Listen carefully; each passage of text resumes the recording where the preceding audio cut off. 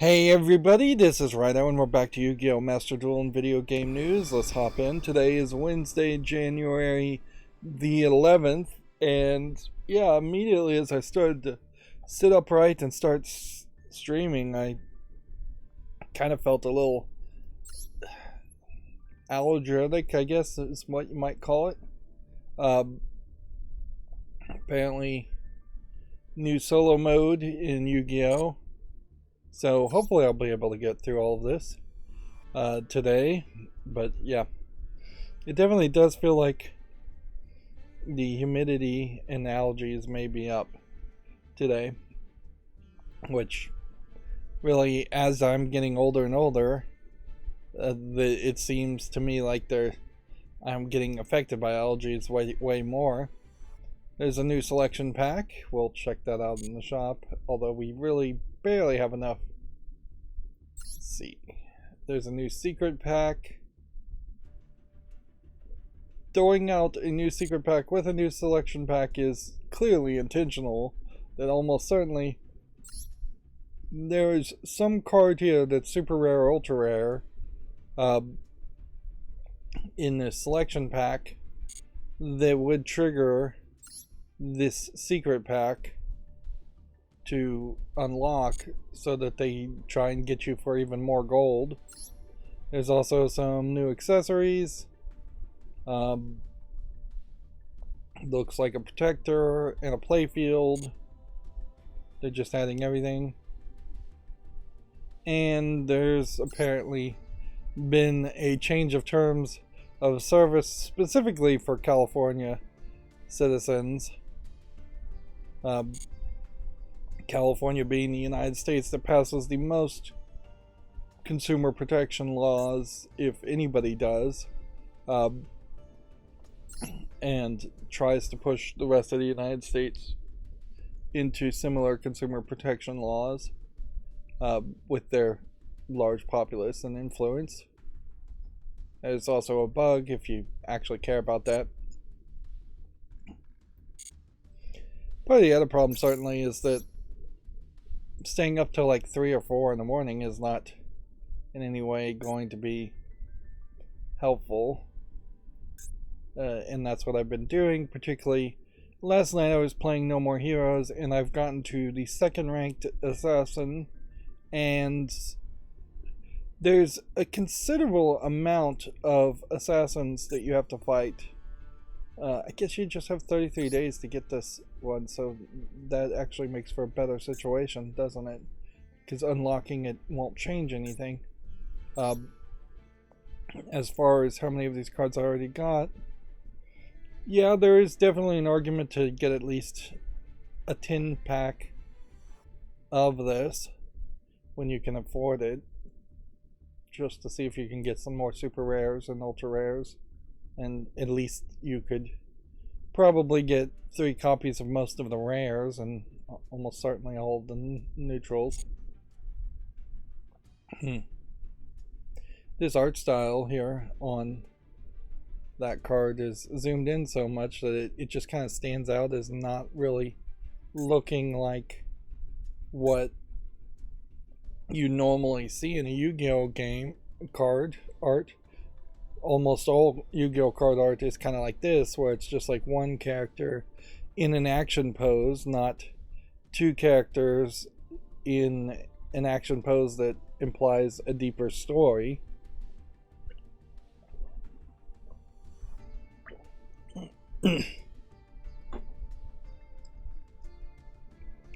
So I've made the fatal mistake as far as playing No More Heroes, and that's why I was staying up last night playing it, in playing it on normal on PC. And in looking into discussions, there's a lot of complaints about it being buggy, and I'm not sure that right now I'm playing a fixed version of No More Heroes or if I'm just playing a partially fixed version of No More Heroes. I have seen some crashes, but not to any extreme amount. And I suspect there probably was a worse version there. That being said, the baseball minigame is nearly impossible on on the hard difficulty, or the normal difficulty, I guess is what you might really call it, because the hard difficulty is not even unlocked. The prompts are wrong in a few places, and there is just a complete imbalance, I think, as far as money and as far as well, this is just more and more things unlocked now, isn't it? As far as difficulty when you're playing it on the normal difficulty, and there's not anything that really fixes it.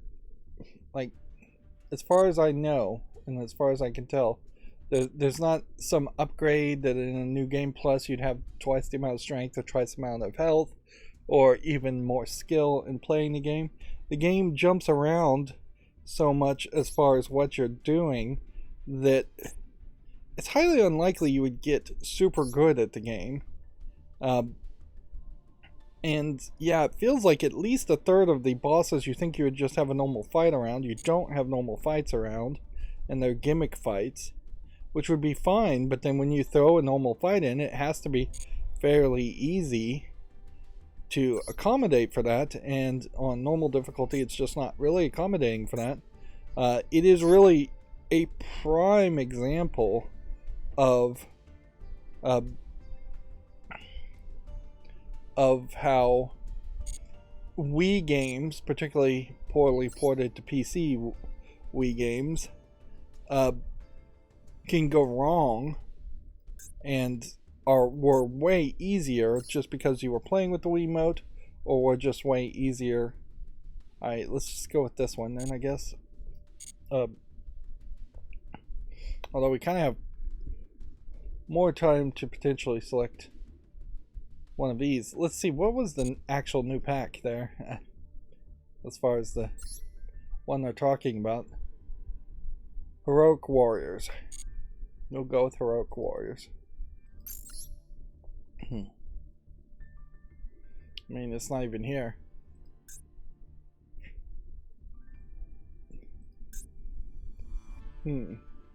Oh, here it is. So this is the new pack that was just released.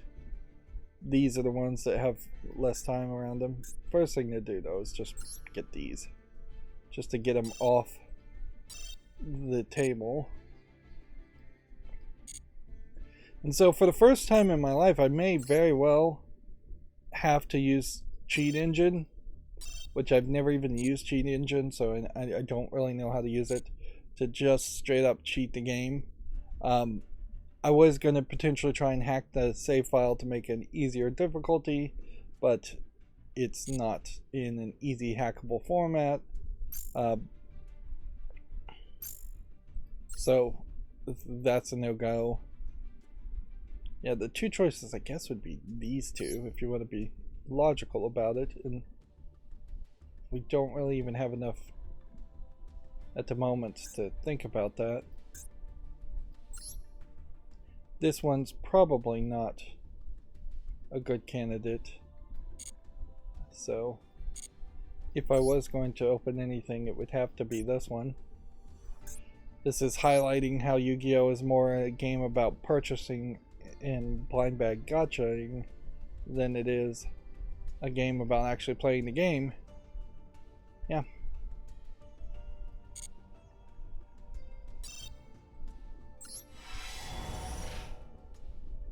Let's do this. We got one ultra rare. I think doing one pack might be about as good as we're gonna go. So yeah, it's just straight up hurting my fingers to play No More Heroes in the boss fights over and over again. There isn't a lock-on option, so you have to hold on to the left trigger to lock on the whole time, and in the boss fight you pretty much always have to be locked on. There's a point where you have to spin the right stick in circles, which always caused blisters and was always a stupid gameplay mechanic, quick time event thing, and there's no way around that. Also, in looking at the achievements and seeing that the percentage of people who have gotten all the achievements is less than 1%, because one of the achievements is to beat the game on the hard mode that isn't even unlocked. Like, I don't see a real reason why I would want to play the game in a new game plus mode. It would have to give me like double my strength. It would have to heavily like accelerate the experience. At the higher difficulties you get less money, so you, even on normal difficulty, the No More Heroes 1 really allows you to screw yourself over by trying to purchase all of the t-shirts and costumes, which are just incredibly overpriced and really shouldn't cost anything at all. They should be unlocks. Arguably, if collecting all the t-shirts slowly increased your health, you got like potentially 1 health pip for every 10 t-shirts you purchased, then you would have gotten about 10 extra health, which could go a long way. That would have definitely integrated that gameplay mechanic better and made a lot more sense. Otherwise, it just leaves you with this concept that only really works if you play the game on easy, then go into new game plus mode, then play it on normal, then go into play it on hard. Maybe you could skip to normal and just play it twice, but you need to play it on plus first just to get the upgrades and carry those over from one playthrough to the other, and then just unlock all the clothing on easy mode. But I just don't think normal mode or hard mode is probably balanced at all. And it is just, let's turn up the difficulty, even though we're not going to really play test it. I wouldn't be surprised if they barely play tested it on easy mode and then released it at that point.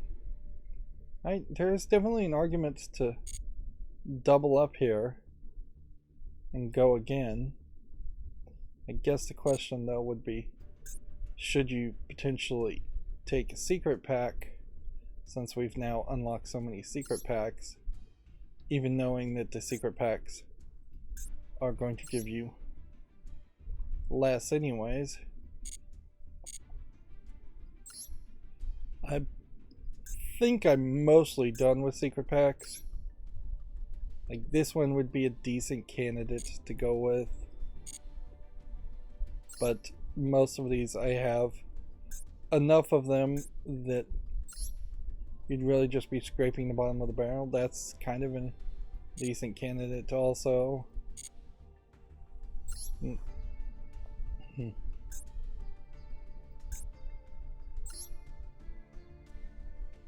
Yeah. Each of these secret packs also very much confuse the issue, as far as you just don't really know whether these featured cards matter or not. Like, these could very easily be cards in the normal category and the rare category, even in the ultra rare and super rare category. They may just all be cards that are not really playable in the meta, and as such they may really not be worth your time. Let's see, I could do this one and just hope for an ultra rare here, and I'm not seeing an ultra rare pack, so unless I get lucky, then I'll have to open a second tin pack of this, and that'll be at the point where we leave it. No new cards at all as far as the just Master Duel general summon pool. So these secret packs potentially get you a higher chance at cards that you may not have an opportunity to get otherwise, but they the trade-off on that is you're going to end up with a lot of cards that are duplicates that you're just going to end up eventually turning into crafting points, and that's not super helpful either.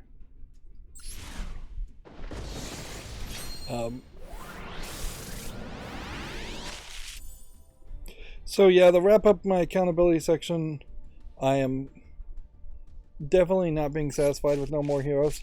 There is just a huge amount of bad content in No More Heroes 1, even outside of its problems. Just a huge amount of grind, a huge amount of stupid fights that don't actually end up in a fight. It definitely it to me feels like one of two scenarios happened.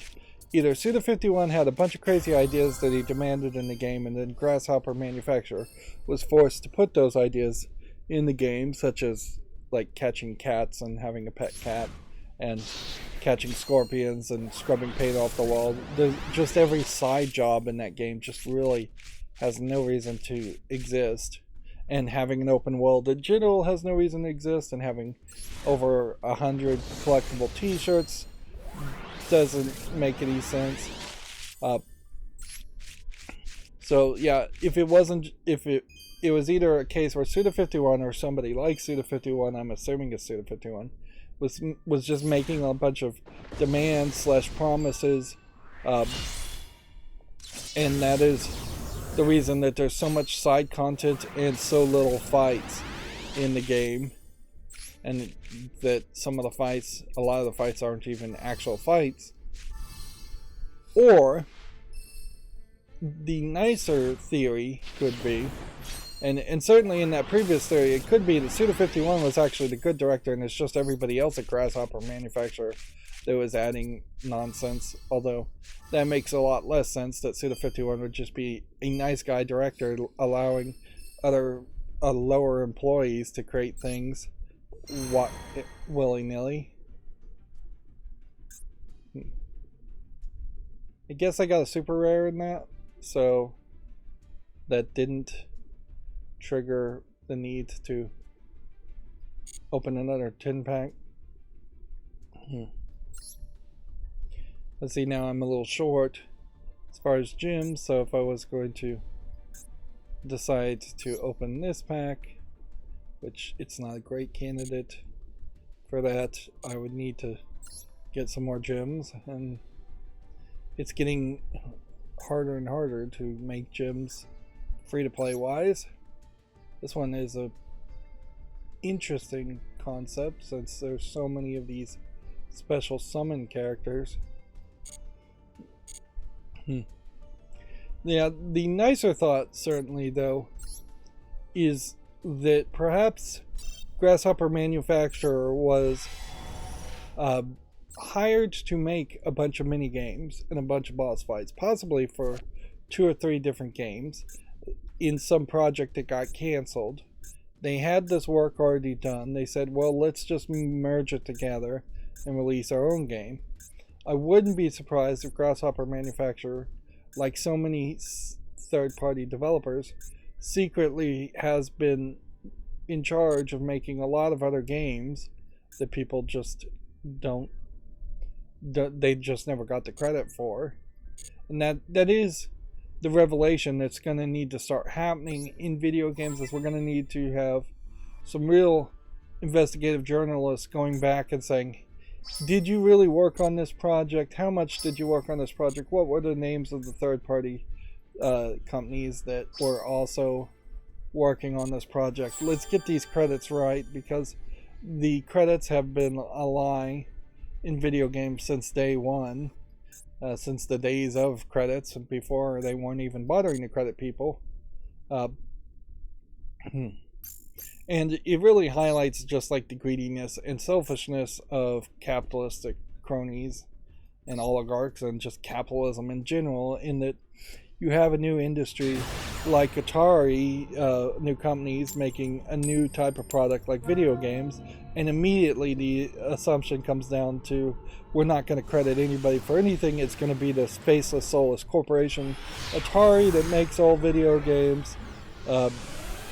that is somewhat Japanese too, but it's just capitalism everywhere. Is that capitalism, and not to get into an economic rant, it really on its underbelly wants and thrives on removing any credits or any humanization of the worker or the underclass or the low level employee. It always spits on the lower level employee and the worker and says, no, it's the boss that does everything. It's the boss that's the job creator. And everybody should worship the boss. And they've taken it from being the boss being an actual human being to the boss being this faceless corporation, pushing the ridiculous narrative that corporations are people.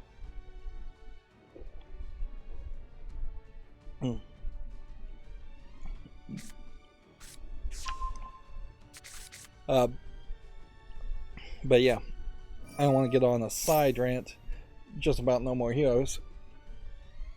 I don't know anything about cheat engine, so I'm gonna have to kind of, I think, be careful as far as I don't want to get my Steam account banned if I actually do have to use cheat engine. I'm not 100% committed to it yet.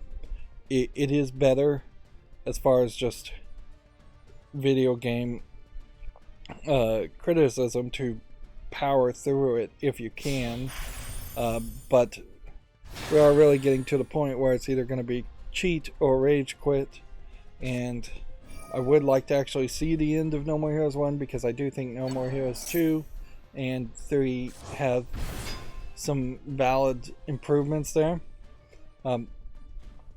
It's not 100% surprising also that No More Heroes 1 is as rough as it is, considering how Killer 7 is basically the only game before No More Heroes 1 that they had made that is even slightly like a 3D game, and Killer 7 is incredibly rough too. So this may just be a case where Grasshopper Manufacturer in particular is just kind of not that good at making games. And honestly, assuming that they aren't secretly making third-party games and not getting credited for that, for the amount of years that Suda51 and No More Heroes and Grasshopper Manufacturer has been around, they just haven't made enough games in general. Like, there really is kind of an obvious statement there that they should have made 3 to 4 times as many games, even if they were just smaller projects. The idea that they have made maybe 2 visual novels and then they jump to Killer 7 and then they jump to No More Heroes is fairly ridiculous.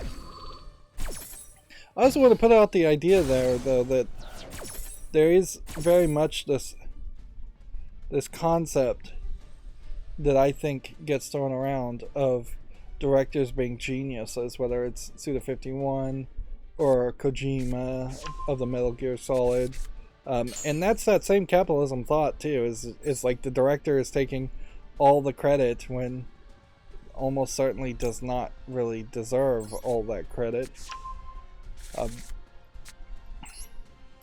And we really need to stop doing that. Like the whole, I want to say Will Wheaton. I don't think that is the name of the guy, but he definitely was doing a lot of that. We definitely have too much of this hero worship type stuff that happens as far as game directors, and sometimes it's just somebody as simple as the person in charge of presenting things. It's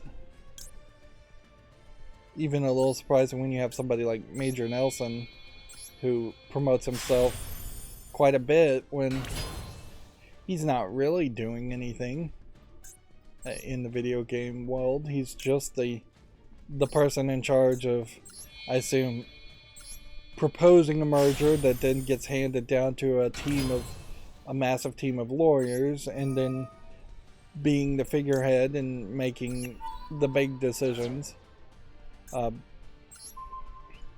it is questionable how many big decisions he really even makes, because at a certain level, I wouldn't be surprised if there were higher Microsoft people above Major Nelson's that make a lot of decisions.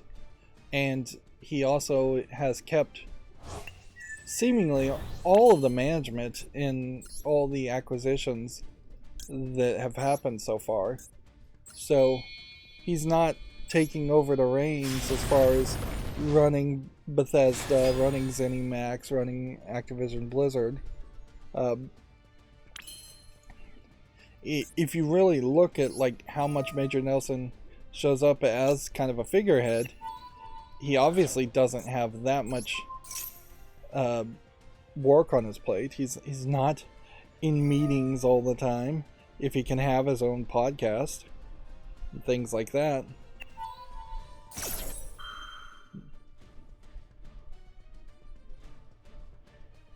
Right.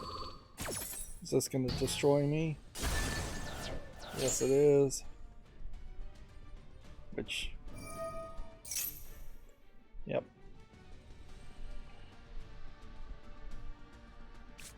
That should put enough on the field to potentially continue playing.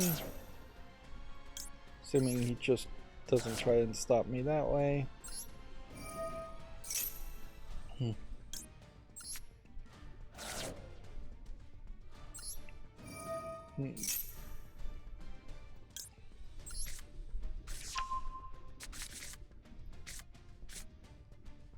Is this guy gonna concede now?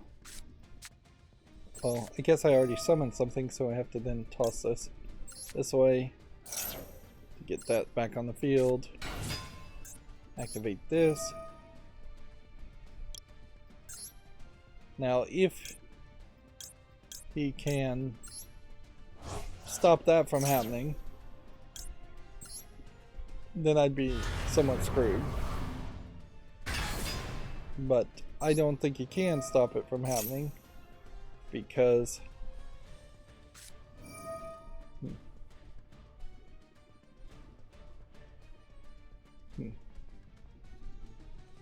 let's see. Well, this may screw me. I may be able to banish this card. Let's see. This guy still has one material on him.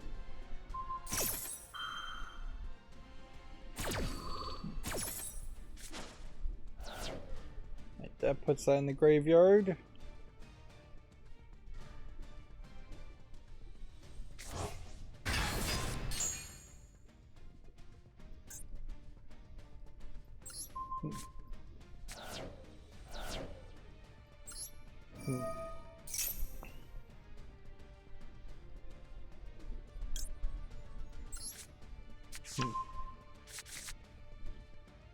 Well, that didn't work out greatly, but we'll see if that works out in the long run. As far as other things I've done probably since the last stream, I finished watching that Paradise Falls PD, Paradise PD animated comedy on Netflix. It's awful, and it ends on a cliffhanger, and they straight up admit it ends on a cliffhanger and says, well, we'll probably wrap this up in Farzad, which Farzad is another awful animated comedy show on Netflix. So there clearly is just like a team of people that they have writing these, and that they're paying, and probably overpaying, to write terrible comedy Family Guy clones.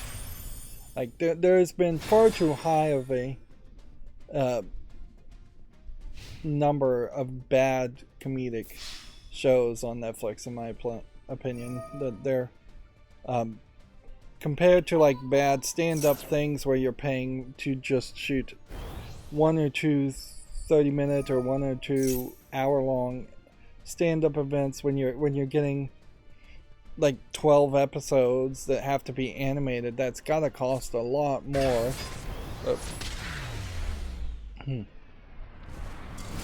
And yeah, I just don't think the writing and the comedy is there.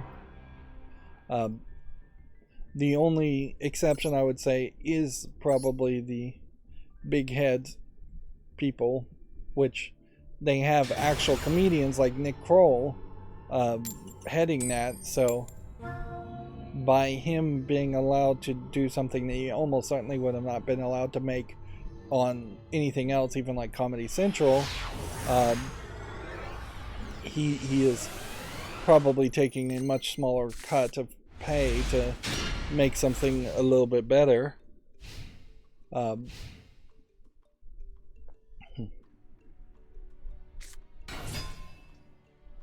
yeah, I would definitely like to see more good comedies. But in all fairness, what is a good animated comedy anyways? They all go too long and get stretched out. You have a few good seasons of The Simpsons that people are nostalgic for. You have some early episodes of Family Guy people are nostalgic for, but the vast majority, I can particularly speak to Family Guy about, is you just kind of get a new episode every week and people remember the good stuff and don't remember the bad stuff. Plus, Family Guy in particular cheats in that they have very loose, ridiculous premises, so they're not trying to tell much of a narrative experience anyways, and they are just throwing out gags and jokes, which no other thing is doing.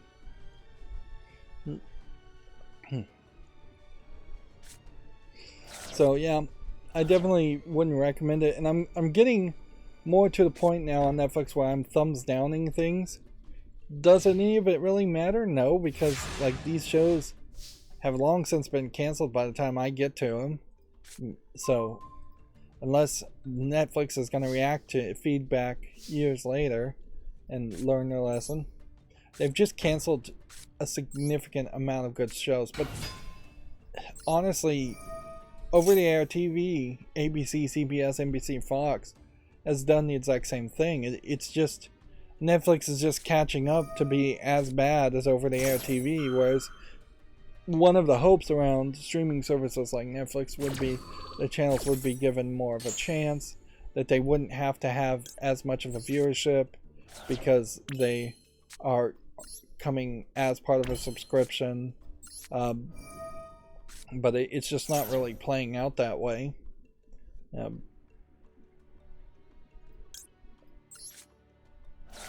Netflix still, I think, is doing a lot better than some of the other streaming services. Hulu is basically doing nothing. Amazon Prime is not doing anything that I like, and barely doing anything. Well, Amazon Prime has like Grand Tour and The Boys, but that's literally 2 shows over the course of many years now.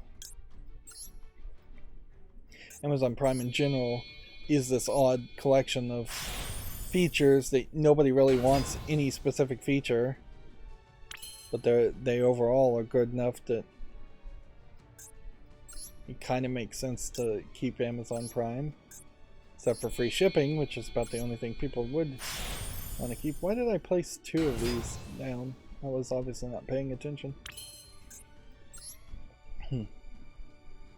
All of this is kind of just a great argument towards I should make more footage and play more video games instead of watching streaming services and taking breaks like that. But I also have a problem with like YouTube at this point too, where there isn't a ton of new YouTube stuff I'm watching as far as new content. Well, there is a ton, but it's just not ever super particularly important stuff. It's just like, okay, let's see what this content creator has, and let's just move on. It's very much time-killing stuff. It's also incredibly consistent with the way CES has been, in that CES has just wrapped up and happened, and there's really nothing video game news related to talk about at all, because there's not going to ever be new announcements at CES. Like, Sony was showing off VR, a lot of people were showing off VR, but all the VR headsets outside of Sony's VR2, which maybe is a little bit cheaper, are incredibly expensive. Somebody was showing off some kind of like tactical gloves that would let you feel things in VR, which is definitely the direction that we need to go. But there's the price is just too high. A ton of smart home things announced, but you might as well just wait in those cases until the actual smart home products are out and you can actually test them. Like, I was messing with my Christmas light setup here, and half of that is still programmed in Chinese, and so I'm just having to figure out what it really means, if it really means anything. In particular, there's a slider that seems that is in English that says color temperature, but in moving it from 0 to 100%, it doesn't seem like it's actually changing the color temperature at all in the way I would understand what color temperature means. I might be confusing hue with color temperature, possibly, but that it's just very poorly programmed. There's about 25 pre-programmed colors, some of which the colors are actually staggered patterns of colors that you can set it to, but the slider actually goes all the way up to 100, so it just doesn't do anything if you set it to anything above 25. Now, in a lot of ways, I didn't realize he was going to do that. I should have canceled that.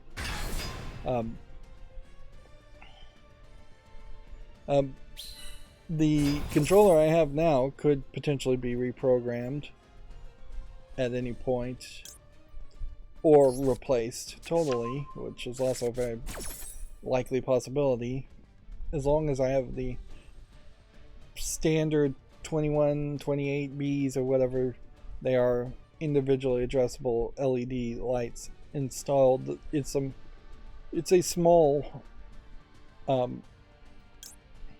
it's only a small challenge to change the controller out to something that's programmed better. Just banish that one. That wasn't much of anything.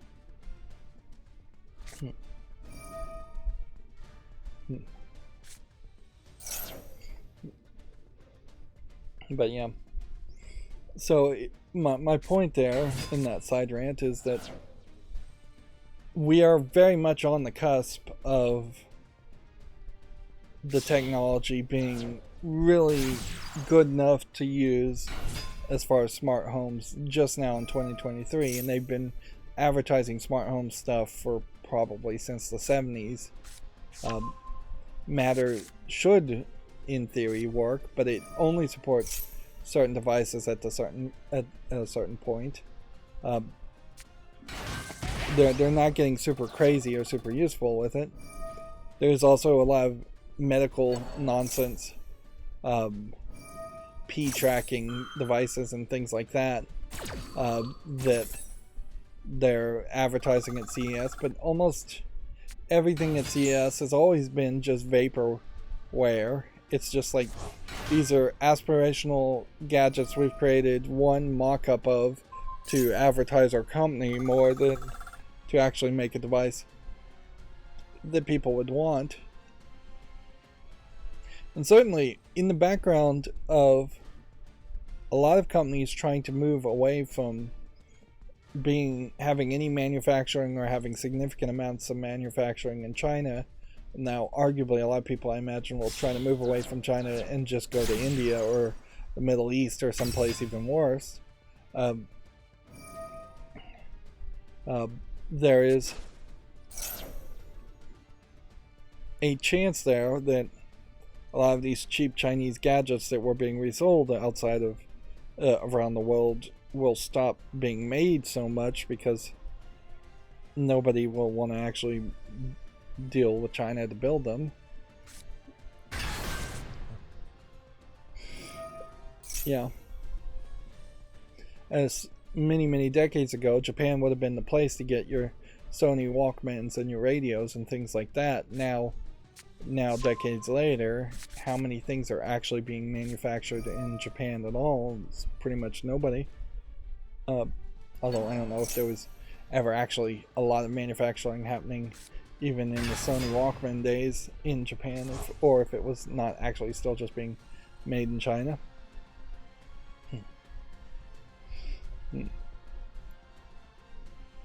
There's something else I was gonna say. I'm really just rambling today.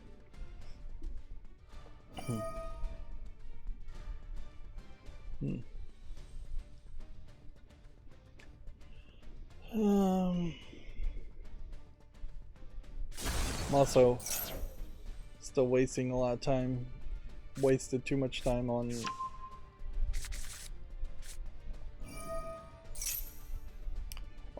messing with my Wi-Fi router quality of service setup.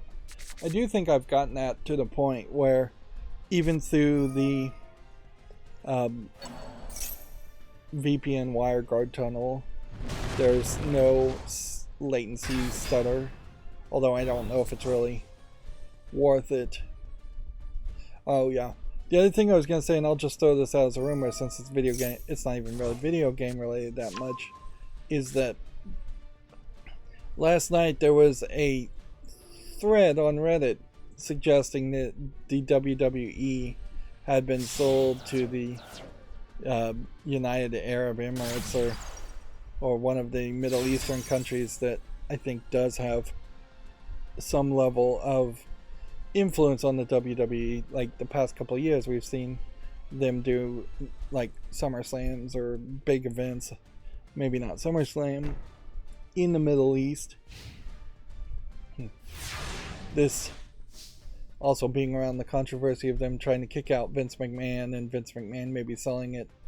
Like there's just been a lot of rumors where I think Vince McMahon generally probably does own most of the WWE and could easily sell out his shares to the Middle East and check out. He's a pretty old person, so it wouldn't be surprised, but he's also being kicked out for like flirting with / having an affair with, I'm not even sure which.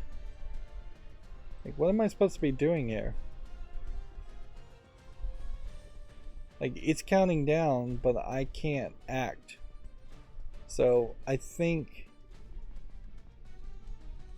what we've got here is a network problem. Like, it's just counting down forever to just draw. That's not fair. Alright.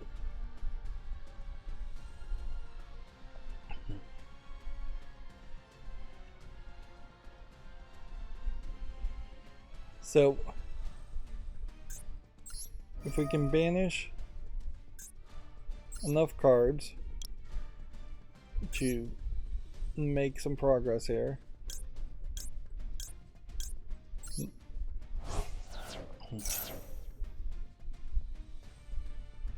Basically, the face down card is the one to get rid of without any real fear. Although maybe there is.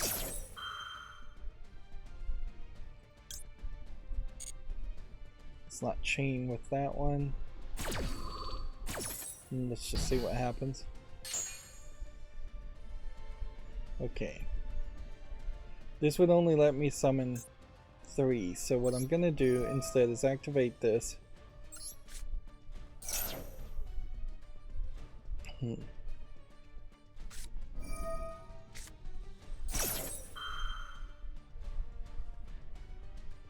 Now I will activate this.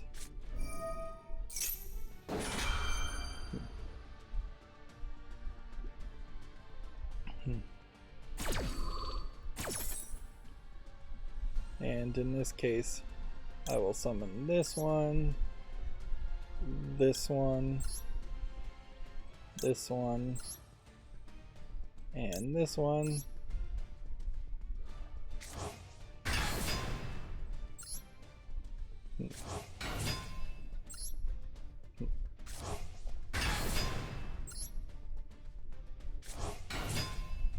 Summon this. I probably need to link summon something too, and I just don't do that very often with this deck. I should, when I have an opportunity, always choose to do that.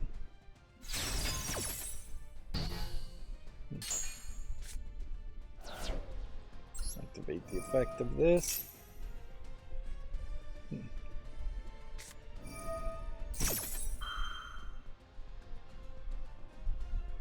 I'm gonna negate the effects of all face-up characters.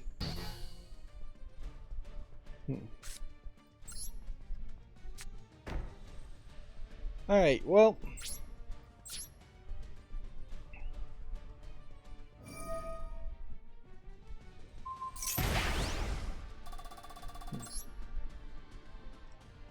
Let's see. Which one's more important to destroy? That one? Probably? Well, actually, if I had attacked this one, or this one, would I have won either way? Maybe. Yeah, 32. Yeah, I wouldn't have won either way.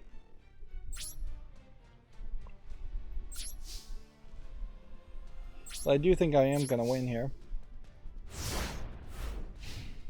Marvel Snap is doing a lot of things. I can't believe I'm still playing Marvel Snap.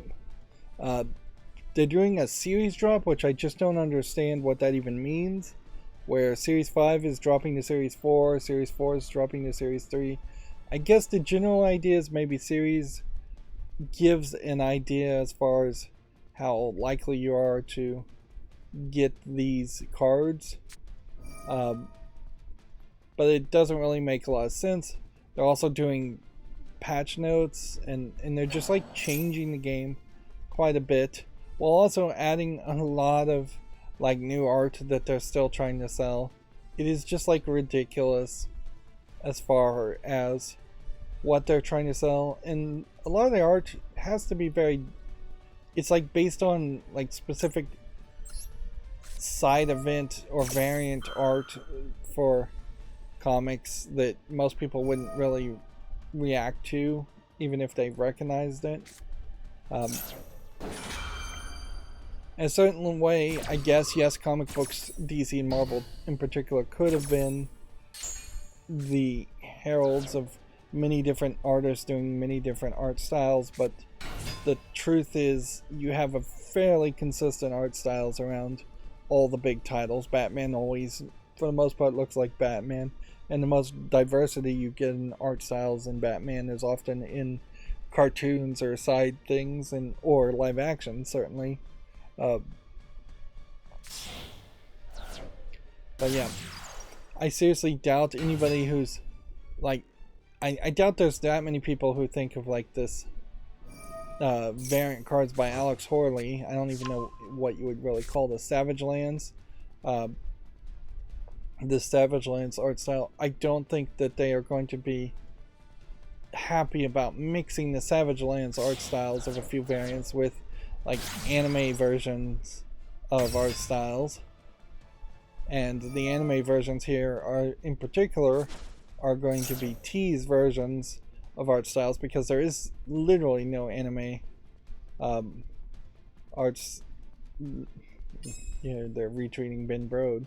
There literally is just no comic books that are in that anime style of animation. So yeah, that really is just a tease variant. Same is true for like this Happy New Year, where you have this art style. So it just makes it very inconsistent. Whereas the default advertising still is sticking with what you typically would expect from a comic art style. They're up to 40 million downloads also.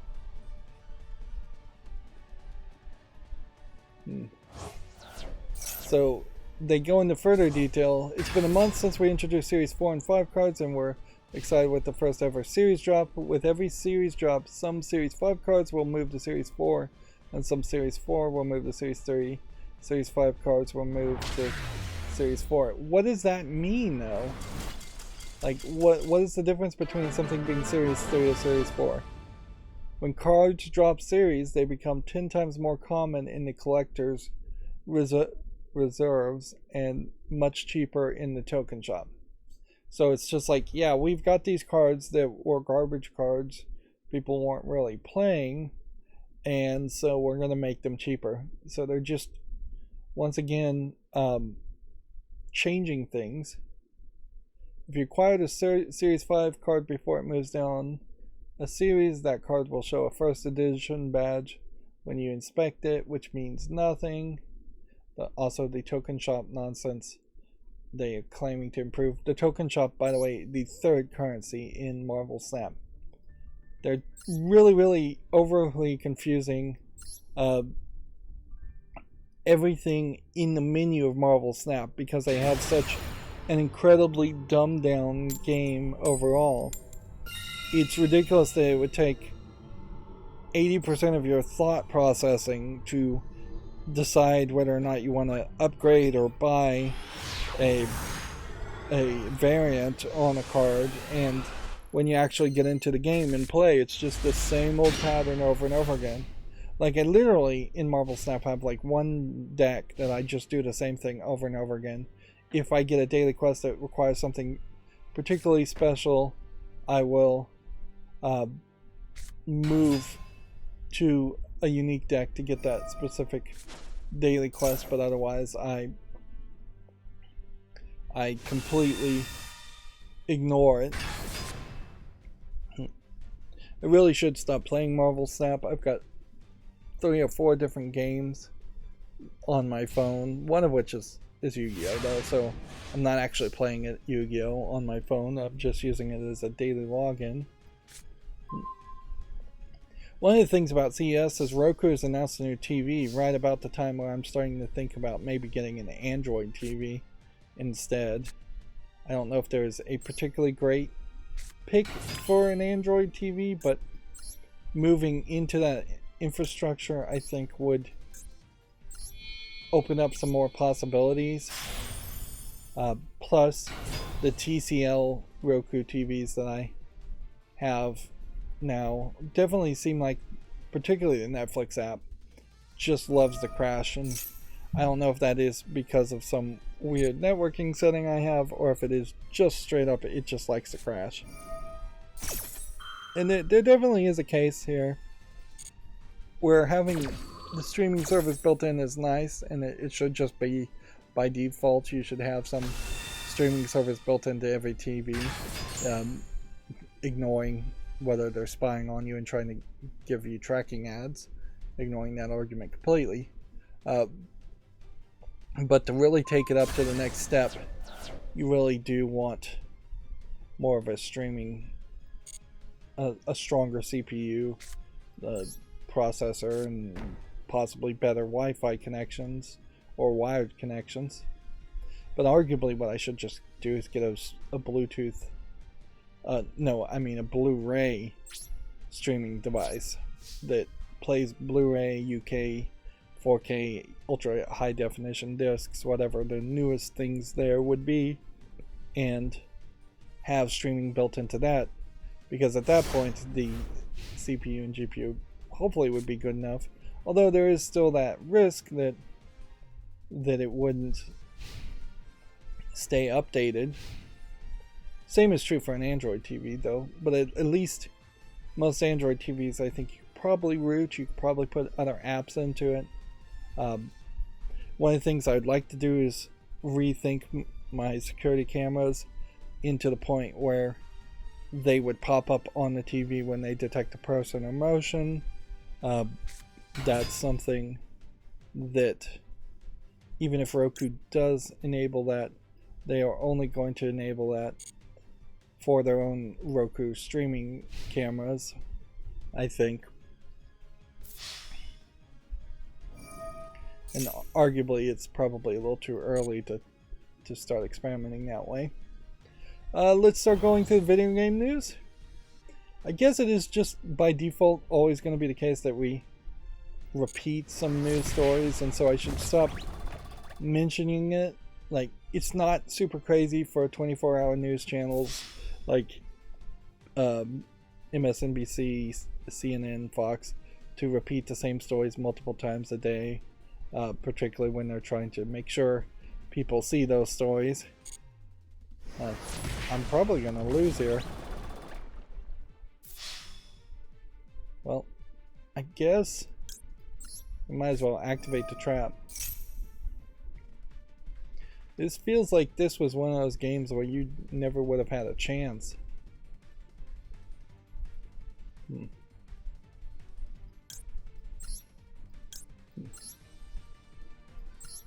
Just put everything face down defense mode.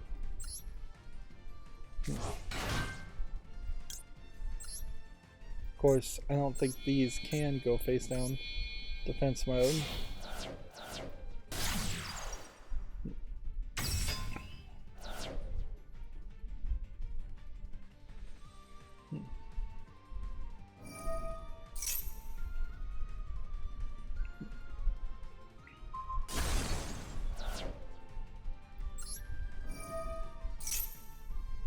Yeah, and I don't think there's anything likely to change there.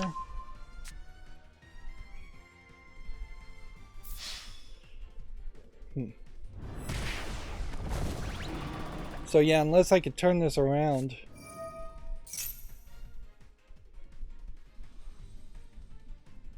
From 200 health, I'm probably gonna lose. Wouldn't be surprised if that lets him summon something else. Yep.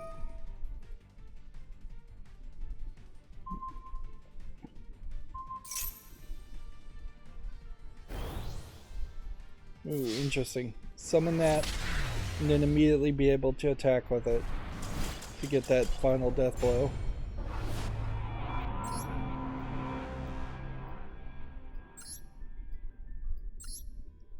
Let's see, change decks. Let's just play Flowandres. I think we are here. Ooh, okay.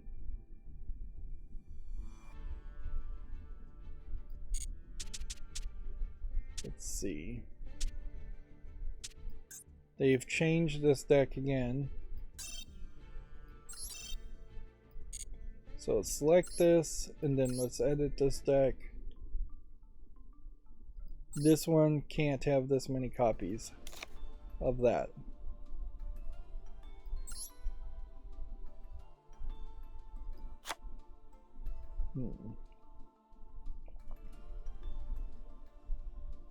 Let's make a quick change. Really haven't seen anybody play Flowandres lately, so it very possibly is a case that this deck has just died anyways. Yeah, well, we already talked about it though. Oreo's gonna start selling Xbox cookies later this month. I do believe there's some kind of giveaways around that, although it is insane to buy extra sugar products or any products whatsoever in the hopes of winning. You would have to be in a situation where you're, I don't know, running a daycare center or something, and you could write off buying Oreos, or you're just buying a bunch of Oreos by default anyways. and then working towards potentially winning something there. Even at that, your odds of actually winning are just ridiculously low. So if you're going to do something like that, I'd highly recommend looking into wasting your time around the Publishers Clearinghouse line of giveaways, because at least in those cases you really don't have to spend any money and you're just wasting a bunch of time looking at a bunch of ads, or in my case having an ad blocker and potentially missing out on some entries. There's also some value potentially in the Publishers Clearinghouse giveaway that is $5,000 or $10,000 a week for the rest of your life, in that the amount of money that would really be, depending on your age, is high enough to be worth the incredibly low odds, if there is any argument towards that at all. I'm not sure that is actually a valid argument though. Like, if you have basically a 0% chance of winning and they're offering you an infinite amount of money, it doesn't matter, you still have a 0% chance of winning.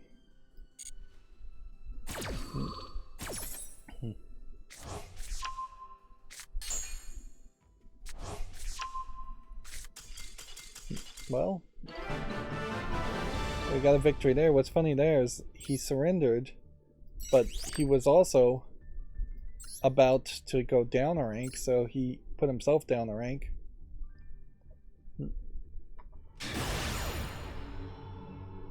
We already talked about this too. Naughty Dog says revealing past games too early hurt the studio.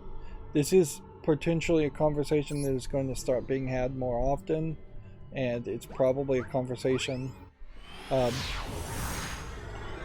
a conversation that really should happen more often. Like, honestly, with the whole COVID pandemic stuff going on, it would have been the perfect time to make considerably less announcements and use the lockdown, pandemic, and work from home, all of those, as just general excuses to say, hey, we're not going to announce games as early anymore, and we're going to not have to delay games as much because we're going to have actual final products before we release it. And very little, if nothing, happened like that. Arguably, there is probably some middle management in publishers' offices that only justify their jobs on a day-to-day basis by scheduling announcements and announcing games, and they don't want to lose their jobs, so they are unwilling to change the culture of announcing too early and then delaying or releasing bad quality products. And arguably, a lot of bad games would still be bad games regardless of how much time you give them. Duke Nukem Forever is probably a great example of that. I recently watched a YouTuber cover some of the early versions of Duke Nukem Forever before Gearbox stepped in and finished it, and it's just like, yeah, it's not a better game by any means in its early versions. It's not much of a game at all, considering they spent like 10 years working on it. Or allegedly spent 10 years working on it. I'm not sure they really were working on it. It's probably a little surprising that there aren't more cases where somebody claims they're working on their own first-party titles, but they run out of money, so they never actually work on it, and they're constantly doing side jobs instead. It would probably be nicer if that was the scam that somebody like the Yandere Simulator developer was doing, is that he was working side projects and making other games, or just working in a completely different industry, and that would be the reason as to why the Yandere Simulator is never getting to a point where I don't really want to do any of that.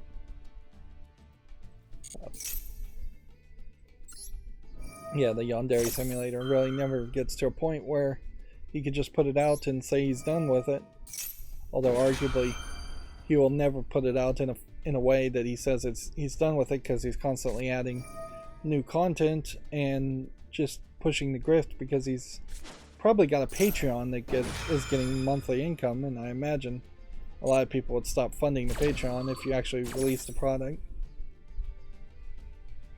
Normally, though, when you have grifters that have an idea of a video game, they can be converted. You can convert yourself from being a grifter to an actual game developer by simply saying, alright, I've got this Patreon that was supporting me for several years to make one game. Here's my announcement of my next game, and oh, by the way, here is the release of the first game. So now I have a proven track record that even if I'm slow, that I actually have a finished product. Of course, that ignores how much people are willing to overlook if you just slap an early access label on a game compared to saying it's actually a final product.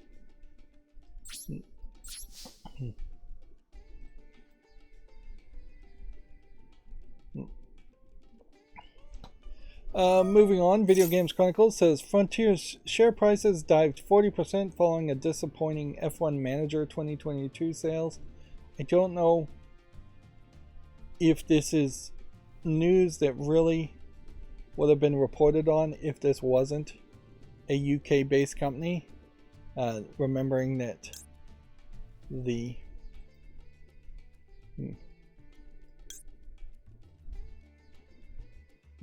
remembering that Video Games Chronicles itself is a UK based company.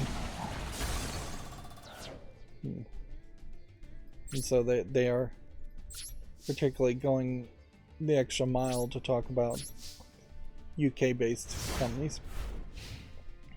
Looking at this being a simulation manager game, the screen looks alright, but more than likely you spent all of your time looking at this, and the image in the background here is just a wallpaper. But I don't think any manager games ever really are that good. There's a big difference in particular between a manager game where you're just moving a bunch of numbers around, which particularly in F1, I don't know how much managing actually happens anyways. As far as from the outside looking in, it seems like if you're on a Formula One team, you stay on that Formula One team for your life, and they don't like trade racers or do any kind of like strategy things, really. It doesn't in any way feel like, say, football, American football, where you're trading players fairly frequently, but you really only trade players even in American football at the beginning of the season. But you do pick who plays and who doesn't play, I guess, in American football. I think everybody races, if you can race in Formula One. Of course, I'm particularly ignorant around what happens in Formula One, and I don't think Formula One is particularly that popular compared to like American football, NFL.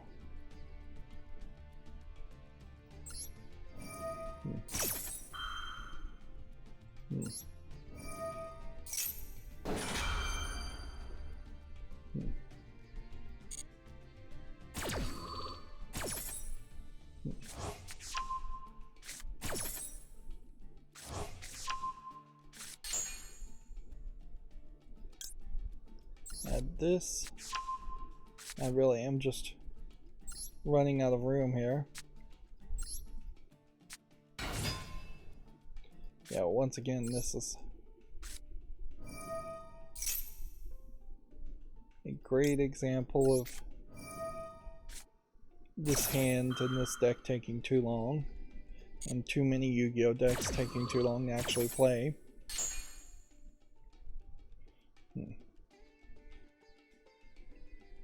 We are really getting to the point too with these live streams where I really only want to stream and play Yu-Gi-Oh for an hour.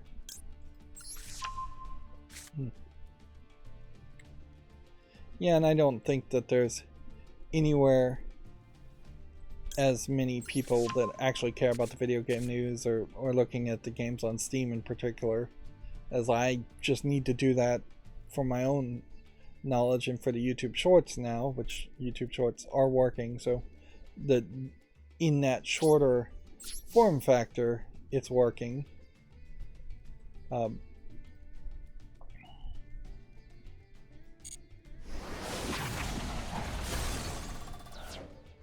Okay.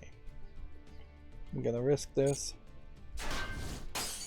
Take 300 damage, who cares?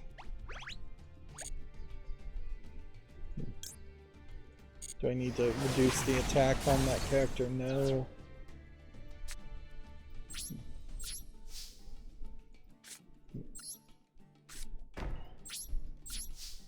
You could do a board clear and that would kind of hurt me, but not really. Let's see. I think they've confirmed at this point that the Xbox Showcase is actually going to happen. Xbox Developer Direct. Interestingly, calling it a Developer Direct might point to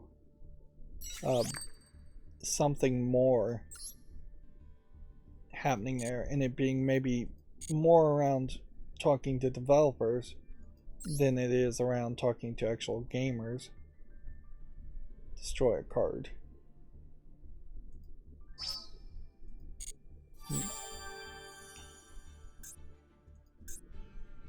Yeah, I think that puts me in a good position. But yeah, I guess what they're probably trying to do is just lock into the idea of a Nintendo Direct without just calling it an Xbox Direct. Yeah, I wouldn't be surprised if it eventually devolves either to Xbox Directs or literally Developer Directs, and they get away from the Xbox title. It would be interesting. I need to stop using the word interesting or interestingly too. That's getting annoying to me. It wouldn't be super surprising though if they got rid of the Xbox branding. Even though it works pretty well in the West, it certainly has never worked in the East and in Japan. So perhaps you find just a completely different new title for a new series. They've gotten ridiculous with the titles and the names anyways.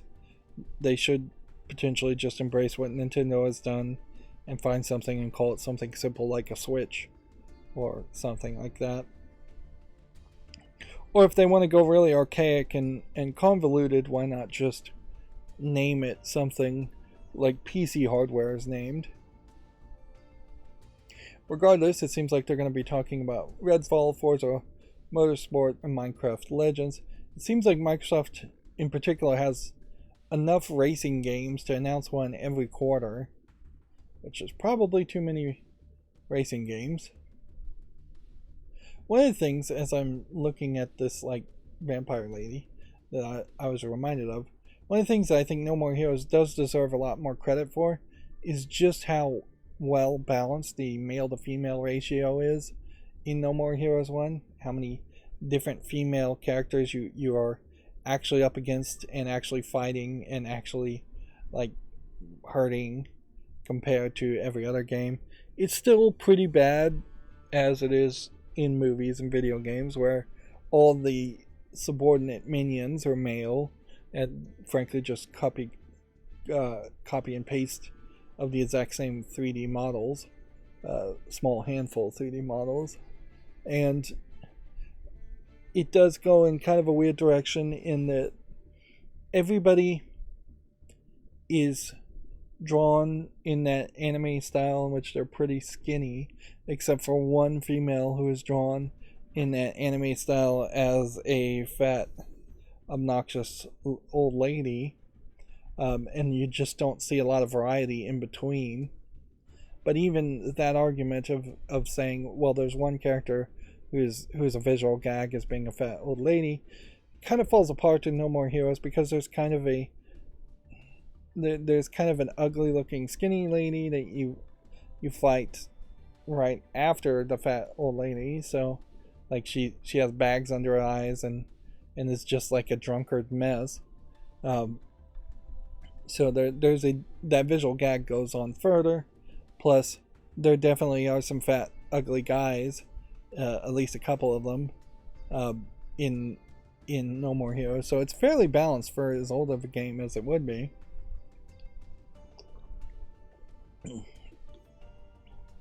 But I would say, definitely talking about No More Heroes, still, the game would have been better as an anime. Like, I would much prefer if there was some kind of mod that would just show you a perfect tool assisted speedrun of No More Heroes and showed you the cutscenes, or if they just had made an anime around it. I'm hoping I can get to No More Heroes 2 and find it a lot better. I have heard it's a lot better. I also have never played No More Heroes 2, so that new content may revitalize me when I get around to it. Anyways, we're supposed to be talking about news. Apple is reportedly planning to launch an AR VR headset in the fall of 2023. That definitely could change things if it actually happens.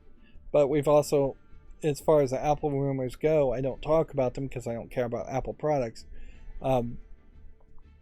There's been Apple rumors around products for many years around many different things, and they often just never come about because I assume Apple is actually working on a lot of projects and they just don't release them all. One of the things that they have done with the key charging for Android phones is they've added a new standard to have magnets like the Apple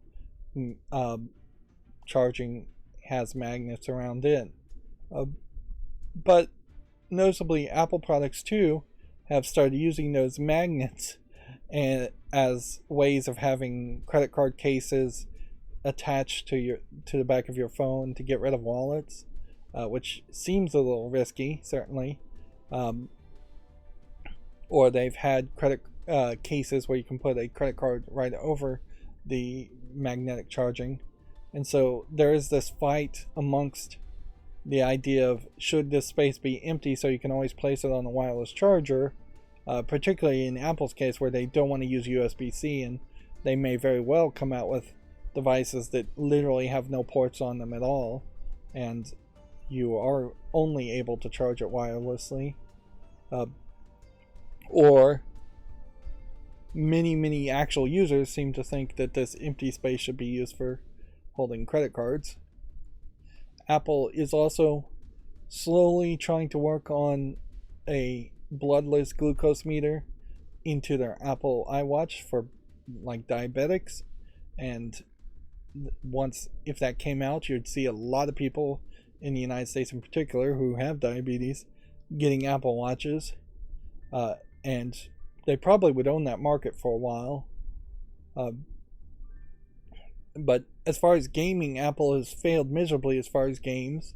I don't think the M2 chip or the M1 chips are particularly good for gaming. So if they're going to put out VR and AR and then totally ignore gaming, it probably would fail. It probably would be way too expensive, and I'm not sure it would just work, or whether it would be just a expensive accessory. And there have been some expensive Apple accessory products in the past. The iPad, arguably at this point, is just an expensive accessory, and you don't need an iPad if you've got an iPhone. The desktop PCs at this point are arguably expensive accessories, and even the laptops are expensive accessories as far as Apple products because they're underpowered and they're not being really supported by enough software to justify using Apple products in those ways. I can excuse people being used to the iPhone and using iPhones. I really can't excuse people for using much of their other products. The iWatch, sure. The iBuds, sure. iPhone, sure. But anything else, those products have been kind of abandoned, and I wouldn't be surprised if AR and VR gets abandoned fairly quickly too. Moving on, Dead Space Remake. Steam pre-orders come with a free copy of Dead Space 2. which is weird because you would think that it would come with a free copy of Dead Space 1 instead, or both. It seems to me like this indicates that maybe Dead Space 1 as it is will be taken off of sale. So if anything, they've created this sense of urgency for people who don't own Dead Space 1 to potentially buy Dead Space 1 now without any delay, just to make sure you own that original version of the game so that you could play that original version of the game before the remake comes out. Like, almost certainly, though, people who own Dead Space 1 probably own Dead Space 2 on Steam. So that's not going to benefit a lot of people. Obviously, they're not going to give you a free copy of Dead Space 3 alone, because people would just not like Dead Space 3 and hate it there. So, this also signals that there isn't probably a lot of planning going on here to make a remake of Dead Space 2, and there isn't a lot of planning to change the story of what happens in Dead Space 2. And yeah, it's always felt like Dead Space 1's remake was announced simply to spit in the eye of the Callisto Protocol. The Callisto Protocol has now come out and flopped more than succeeded, and I frankly wouldn't have been surprised if they just straight up canceled the Dead Space 1 remake project after the Callisto Protocol flopped. But they've announced it, so I guess they're going to stick with it. But I don't think they're going to push it any further. And I don't know if I really believe that this, with a Dead Space 1 remake, that they're going to reboot this franchise and try to go further with it. Meanwhile, we can only hope that maybe the Callisto Protocol gets some patches, some tweaks, some mods to it or something to make it a better game, a more playable game, better narrative, and that the Callisto Protocol might continue as a spiritual successor to Dead Space. I don't know if anybody really cares to see it continue though. Moving on, Video Games Chronicle says The Last of Us TV show first reviews are widely positive. I guess that's good news. I don't inherently want failure upon video game to TV or video game to movie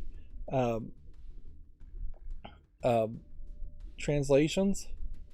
Although, in all fairness, it getting widely positive reviews doesn't really mean anything, because we have to remember The Last of Us TV show is set before the events of The Last of Us Part 1 video game, and easily could go in completely different directions and be completely a different game or a completely different show. So yeah, it is on HBO too, so potentially the people looking at it may have no idea about the video game, so it's also very possible that this is going to be one of those stories where critics like it, or people who are not in the know like it, and then game fans, people who have played The Last of Us, hate it, or comparing it to the video game and find it lackluster because of the comparison to the video game. Let's see, the Forza Horizon lead has left Xbox Playground Games to form a new AAA studio. The UK-based Maverick Games' first release will be an open-world title. It's crazy that people are still advertising open world as a feature. Even in the most recent GTA game, as someone who hasn't actually played them, I just don't feel like there's a lot to do in open worlds to justify so many games having open worlds. GTA is probably the exception there, where there is a decent amount of stuff you can do if you want to make your own fun. But noticeably, also, when you make an open world title, you never really get to copy and paste that environment or level design over to another game. GTA is a great example of that. Almost every single GTA is in a completely new city, and they can't ever or so far they have failed to be able to go back to any city and say this is the exact same city, but we've put new textures in it, or we've moved some buildings around and set it several years in the future. Well, ideally, if you are going to make an open world game, particularly in the case of No More Heroes, where they're making a fictional city called Santa Destroy, you would have thought you could have copy and pasted that same city layout and used it in multiple games and multiple series, and there could just be this video game city that is the standard city. One of the things that would have made No More Heroes a lot better of a game is if it was much more like Crackdown in its open world, in which there were just roaming enemies always shooting at you, and there was a lot of things to do, collection orbs to collect, things like that. Crackdown really revolutionized the idea of here we're going to have an open world city and give you something to do in every square inch of the city, instead of just having roads that you can drive on that lead from point A to point B. Let's see. We'll see. Well, it'll take us a while, obviously, to hear what Maverick's first game is and if it's any good. Naughty Dog's Neil Druckmann wants to focus less on cutscenes and traditional narrative.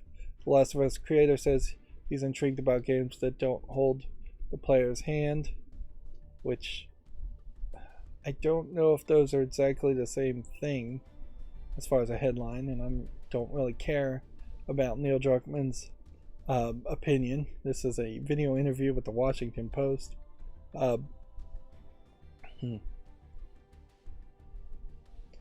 Like, arguably, just arguing the headline, it's not a one-to-one connection that cutscenes or traditional narrative are holding the player's hand, in that all games really should probably have cutscenes, even if they are just in-engine cutscenes. Certain events have to happen if you're going to have writers actually direct the game. If you're going to have an open world game with no narrative whatsoever, like Fortnite, yes, the player can 100% run around at those points and do whatever he wants, but that's not going to tell a good story. It seems very much like he is trying to get away from telling narrative stories and trying to be lazy here and trying to make a game that has less narrative. Probably he's run out of ideas. Arguably Last of Us Part 2 even ran out of ideas. So I wouldn't be surprised if he is trying to position his company and position himself as we're going to make a different kind of game that isn't going to be so narratively focused. I don't think anybody ever really complained about the narrative aspects, though, of Last of Us Part 1 or even Part 2. They complained about the quality or the direction of the narrative, but they didn't complain that there was narrative aspects. 1 second, I'm gonna stand up for a second, stretch my legs.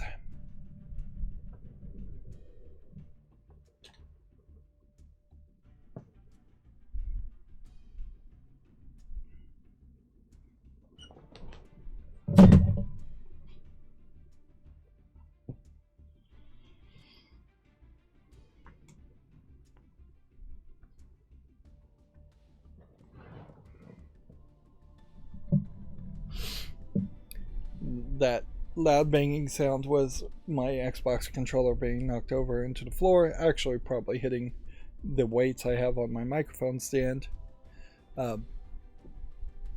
Sorry. It's just chair is getting uncomfortable prematurely here. The new cushion I've gotten is firmer, but it also, because it's firmer, it doesn't really last that long. At some point I may literally just get like a medical device that re-inflates the cushion in my chair, and you'll just hear this loud pump sound. Eventually I am going to break my controller, knocking it over almost certainly. I did drop my cell phone like a couple days ago, and I thought I was going to break that, but I got lucky. Thank goodness I have a case around it. yeah, I wouldn't be surprised if this. The only thing you really could take from this is that Naughty Dog is probably trying to make a game that is going to be less narrative based.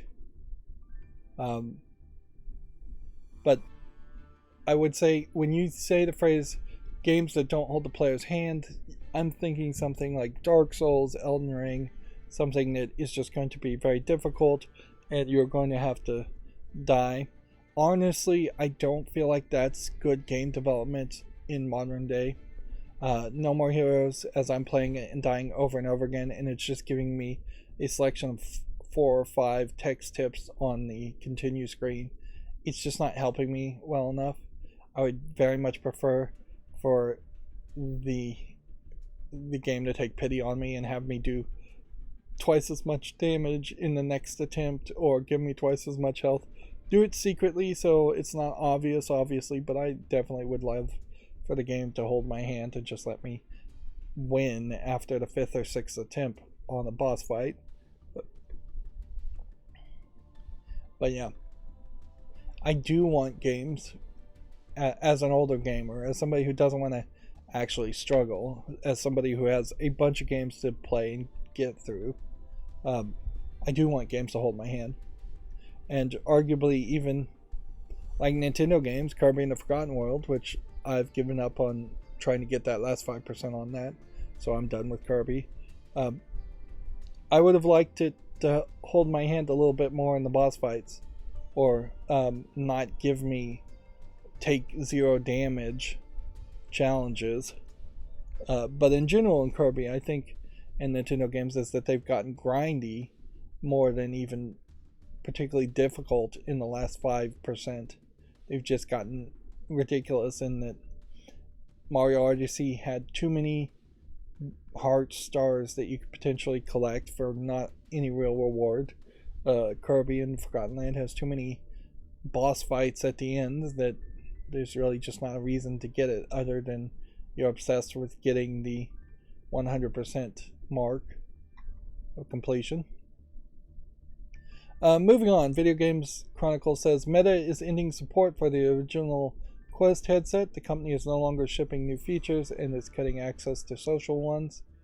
This is the beginning of the end, certainly, as far as VR. For as expensive as these headsets were, I'm not sure if they're going to actually list the price here.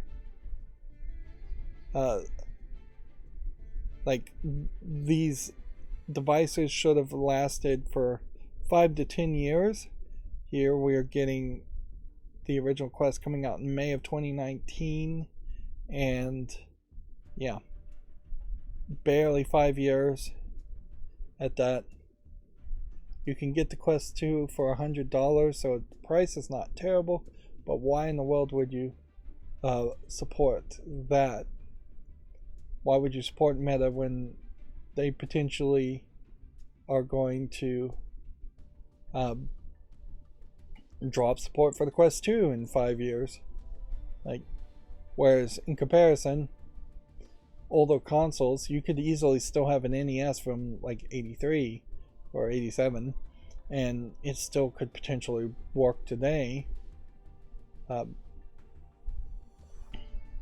So I wouldn't be surprised if we start seeing some attempts to hack the Quest, but I don't know how much you can even hack into it.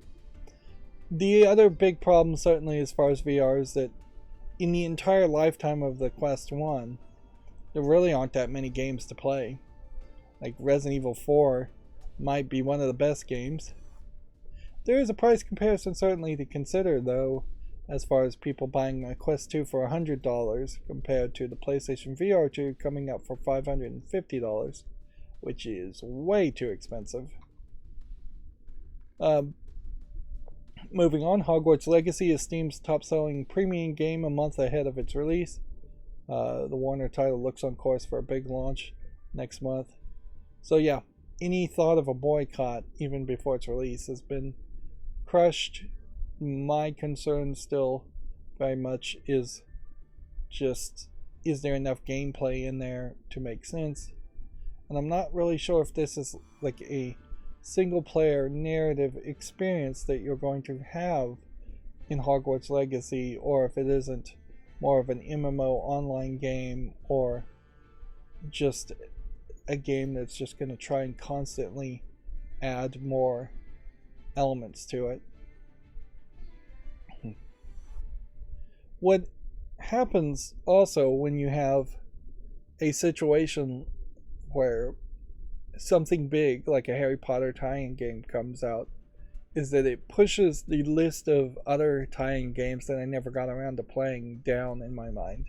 So I have like 2 or 3 Game of Thrones games that I purchased thinking I could possibly make content in around the Game of Thrones hype, and yeah, I totally did not get that done quick enough that I would have gained any extra viewership for it. So, and having learned from that lesson, I definitely would not buy Hogwarts Legacy unless I was just going to buy it right now, or if somebody was going to gift it to me right now, so I could play it day one. And even if I was going to play it day one, I would have to try some kind of experimental live streaming while pre-recording footage, which I don't know if that would really work. Plus it would poison the well a bit, as far as I'm right now seemingly getting more subscribers due to the YouTube Shorts, so I should probably just focus on doing YouTube Shorts and milking that for all it's worth. It does potentially seem like this guy is a little bit older of a character, so maybe you play as like last year students at Hogwarts and then you move out of Hogwarts, or maybe you even play as like alumni or teachers at Hogwarts. But yeah, I think the Harry Potter concept should probably, for video games, start at Hogwarts and then expand to a much bigger open world. Like riding this flying mount definitely screams more around Fantastic Beasts and Where to Find Them than the Harry Potter series. Yeah, it looks like it's an action hack and slash type game with magic spells in the actual gameplay, and this is really what I wanted to see when they were putting out like the first couple of teaser trailers of the game, is just what are you actually doing in the Harry Potter world. So obviously there's some dungeon crawling of some sort, so effectively it feels a lot like it's a JRPG game, just taking the Japanese part out and instead making a Western type game.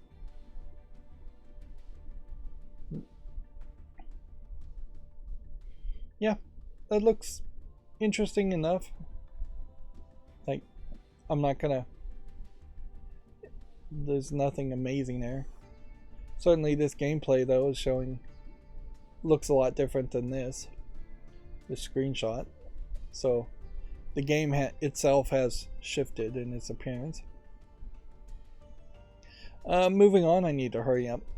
New PlayStation 5 console bundles have been listed by retailer. They appear to be offering a PS5 with 2 DualSense controllers, which I guess the question really to ask there would be, how many PlayStation 5 exclusives are there that require 2 controllers, that you wouldn't just sell a second controller separate? I guess that is an interesting thought. I don't know if I can really name a game that has co-op. Co-op hasn't really been pushed too much by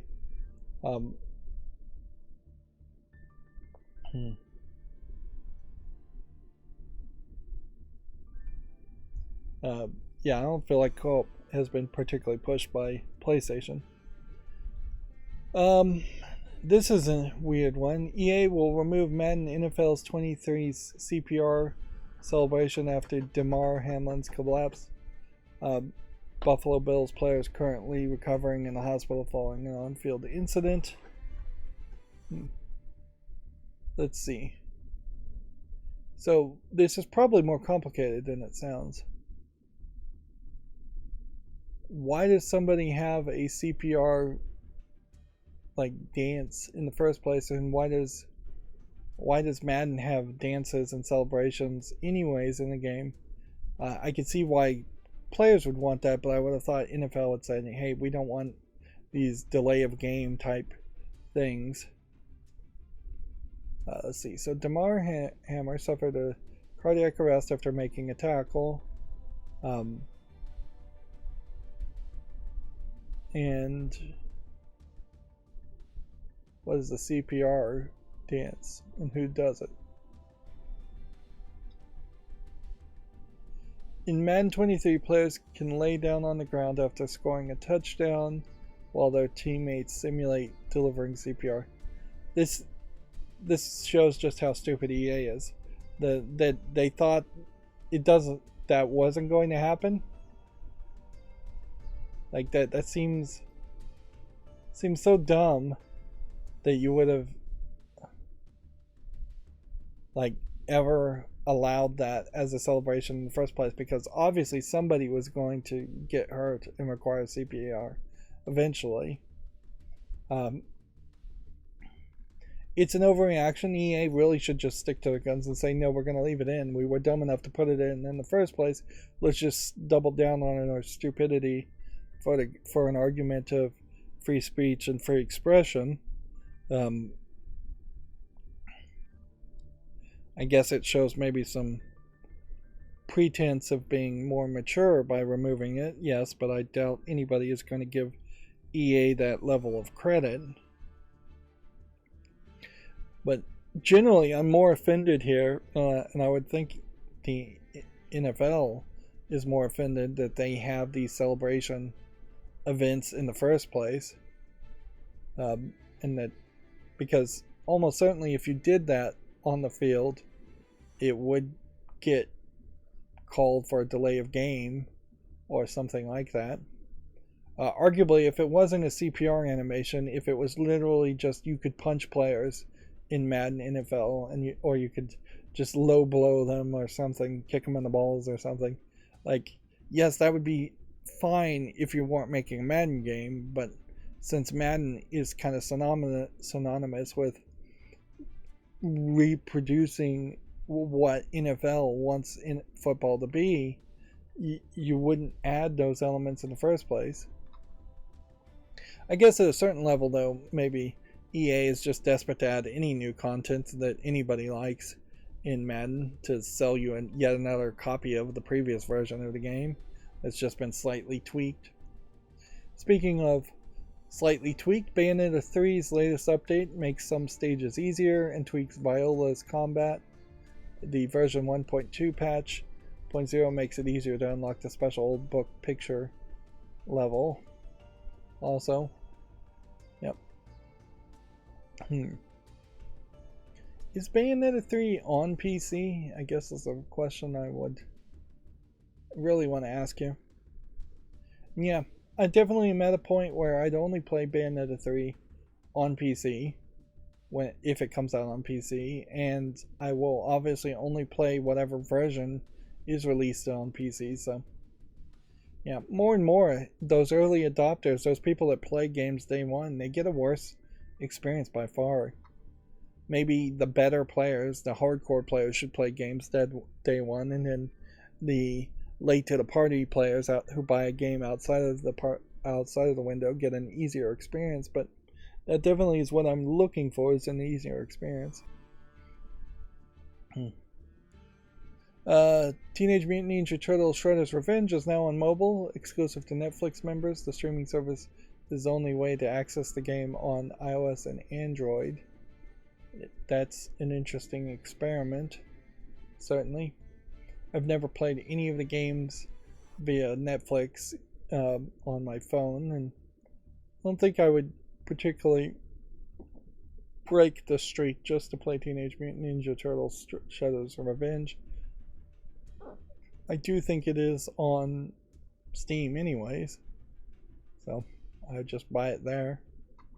It's still very much a case where I just need every game on my Steam library, or I'm not going to consider it a game that I even own.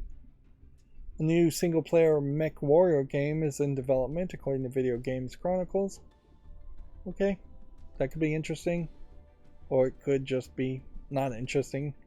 It heavily comes down to whether there's enough of an audience out there that play mech warrior games to convince me, as somebody who doesn't play a mech warrior game, that I should play a mech warrior game.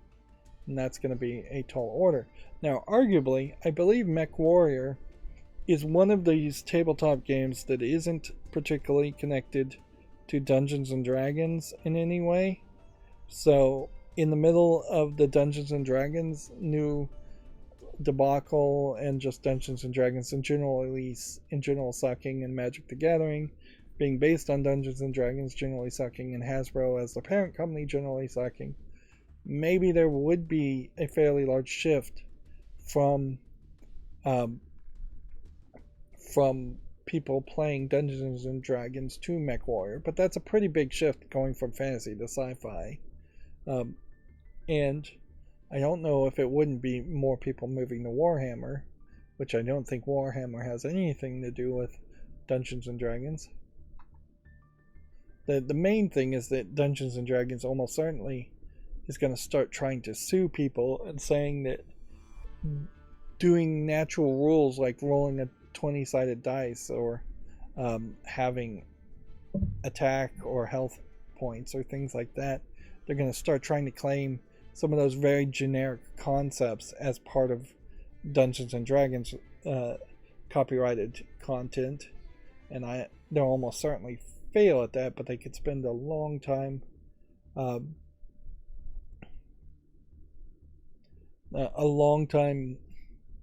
certainly suing people and delaying the production of new products if they are suing people.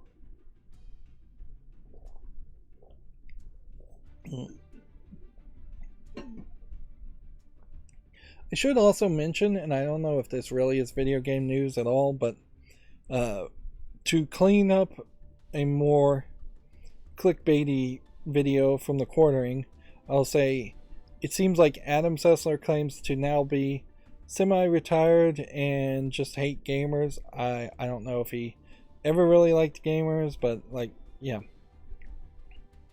I would say in particular, it felt like Adam Sessler and Kevin Pereira did very little, practically nothing, for the G4 reboot. As far as, I just don't think they were doing a lot of visible work. They may have been doing a ton of stuff in the background. I wouldn't know. But they certainly didn't bring any real celebrity to the G4 reboot or help save it, although I don't think anything particularly would have helped save it. Honestly, if Adam Sessler didn't care about video games, and he could be the semi-retired, which semi-retired just means that you don't have enough money to be fully retired and that you're just floating around looking for another career path, he at that point should have just not come back to video games. And he's had multiple opportunities to not come back to video games and chosen the exact opposite of doing that. So I wouldn't be surprised if he once again tries to show up as a video game in the video game sphere, when there's really no reason for him to come back. He was a good presenter standing in front of a screen on XPlay, reading reviews that either he was writing or somebody else was writing, but that was many years ago. There's really not a reason to bring him back. I don't know if he's even particularly insightful as a game player. The thing I never saw from Adam Sessler, and this is something that could be lobbied to a lot of mainstream video game critics, is you just don't see them play video games at all. They write reviews around the one game they have to write a review around, but they don't play anything else. They don't seem to have much, if any, passion around playing other video games. That's one of the things that I think is good about my channel, even if my channel's pre-recorded footage kind of is long. It is super long. Let's get rid of the kinda. Is that at least you see me playing games, and you see my level of enjoyment with games, which often is not even that high. I'm often very frustrated with games. but I am actually playing the games, whereas a lot of mainstream video game critics, once they leave being in that position where they have to actually play games to review games, they don't seem to stick with much of anything. They'll play like Wordle, and that's it. So yeah, I'm not sure there was ever really a passion there. But yeah, I guess in general, the message that Adam Sessler is trying to put out is that he just doesn't want to interact with video game people anymore, and he put some kind of insulting title, changing his name on Twitter or something, just kind of being childish and trolly, when he could have just gone private anyways, although maybe he's too much of a public person to do that, and maybe he's not successful enough to have an assistant look at his Twitter instead of him. But yeah, I don't think he wants to deal with gamers. Fair enough. In contrast, Morgan Webb probably didn't want to deal with gamers either, and that's why Morgan Webb stayed with the job she got, I think, right out of X-Play. I think she's still with that job. She may have started that company and been an investor in that company, but she's just stayed with that, and she stayed silent, and she's not tried to come back and get any kind of celebrity. And I bet she's happier for it.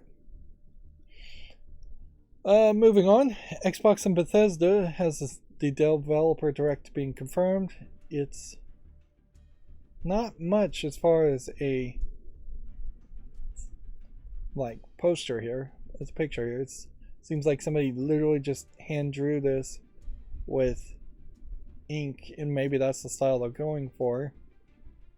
Noticeably, there's a lot of white space here where other games potentially could have been announced. I see at least enough room for 4 other games to have been talked about or announced. And those have been removed. When you see that kind of picture, though, I wonder if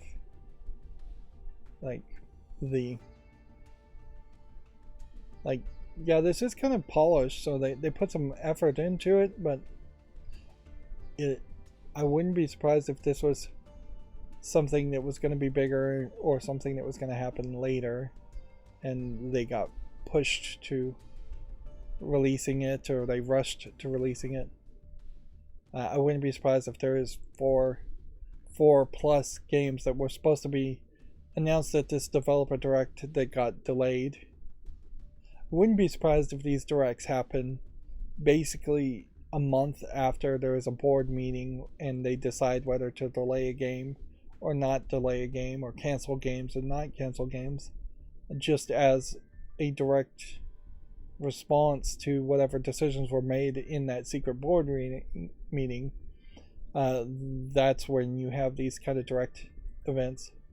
But obviously, there is an element there too where they are trying to just copy Nintendo and trying to get their own news press. The fact that Xbox is potentially having a developer direct and experimenting on that does imply that they might be less likely in the future to announce games during the Game Awards or during E3, which probably would work fairly well for them. That E3 doesn't have anything new to announce at the moment, and I doubt E3 this year will be that big. Moving on, Hogwarts Legacy voice talent has been revealed, including Simon Pegg and Sebastian Croft and Amelia Gething as playable avatars. Which, okay. I don't know what playable avatars mean, that you could play as them. That does imply that the game is maybe more of a single player experience than I think, and you might jump from one character to another character, or you might be able to do a spell to turn into those characters.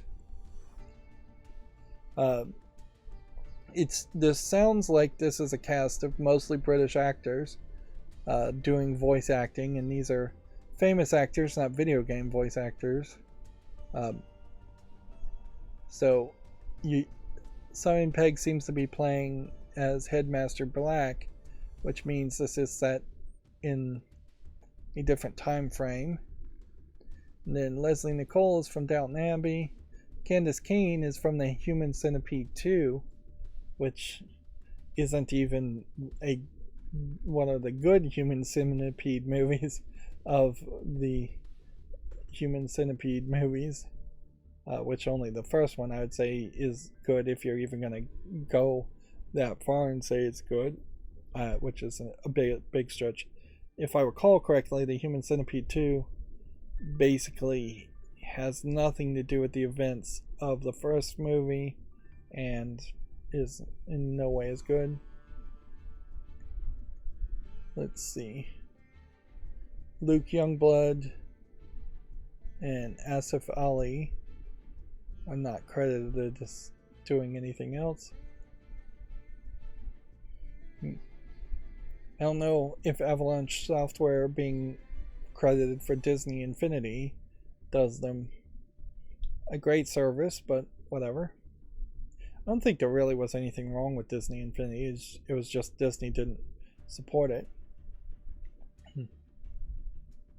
It is still that same thing though, where you have like Simon Pegg being stunt hired as a voice actor, when I don't know if I really believe Simon Pegg is a good video game voice actor, and they're not really doing a face scan on him. Arguably, maybe you could make the argument Simon Pegg is old and really should have never been an actor in the first place. He was casting himself in his own movies more than anything. So maybe there is an argument that older actors should get more voice acting work, but that argument falls apart when you think about the seniority and the idea of a union shop of voice actors who had been working as voice actors alone for their entire career. Let's see. January's PlayStation Plus game catalog and classics have been announced. It includes Back 4 Blood, Devil May Cry 5 Special Edition, Siphon Filter, and Hot Shots Golf Part 2. This screenshot, I assume, is from Back 4 Blood. That would be my guess.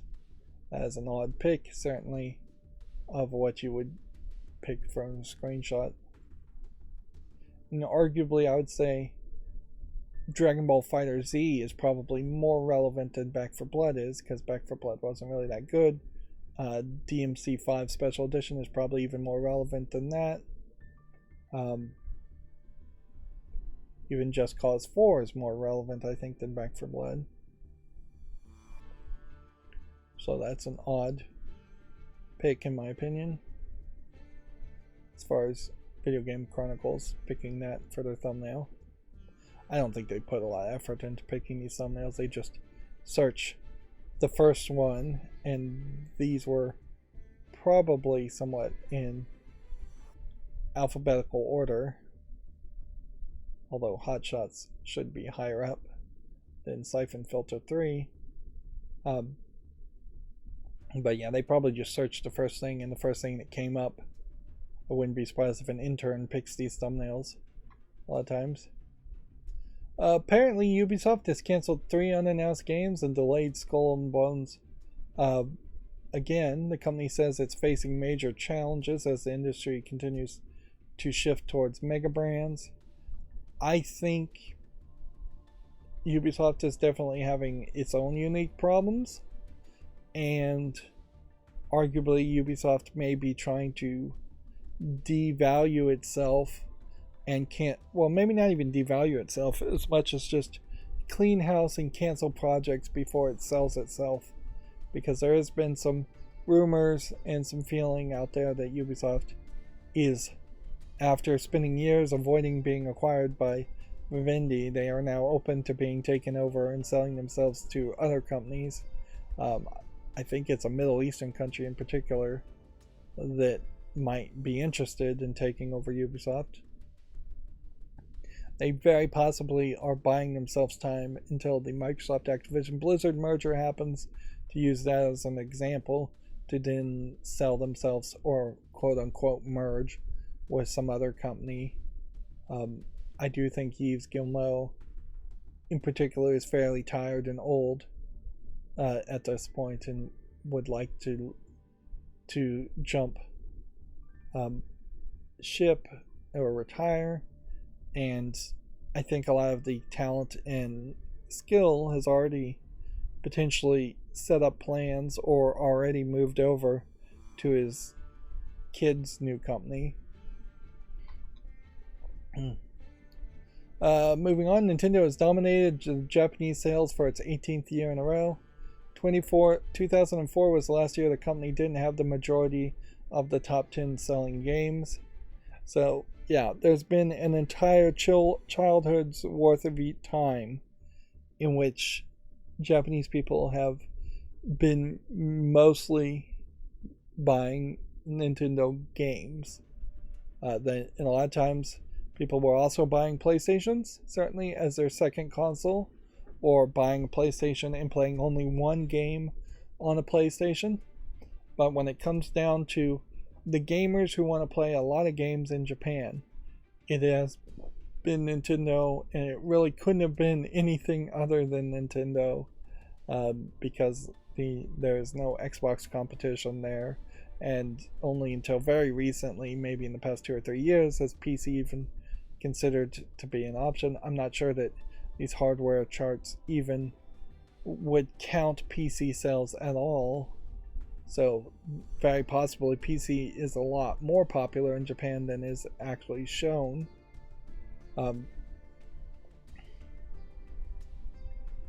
Let's see. I guess the only other thing I would want to show here is that this image seems weird. He has like this drool on his face as far as Wario. And then is it supposed to be a candy bar? I kind of wonder, are these supposed to be cigarettes?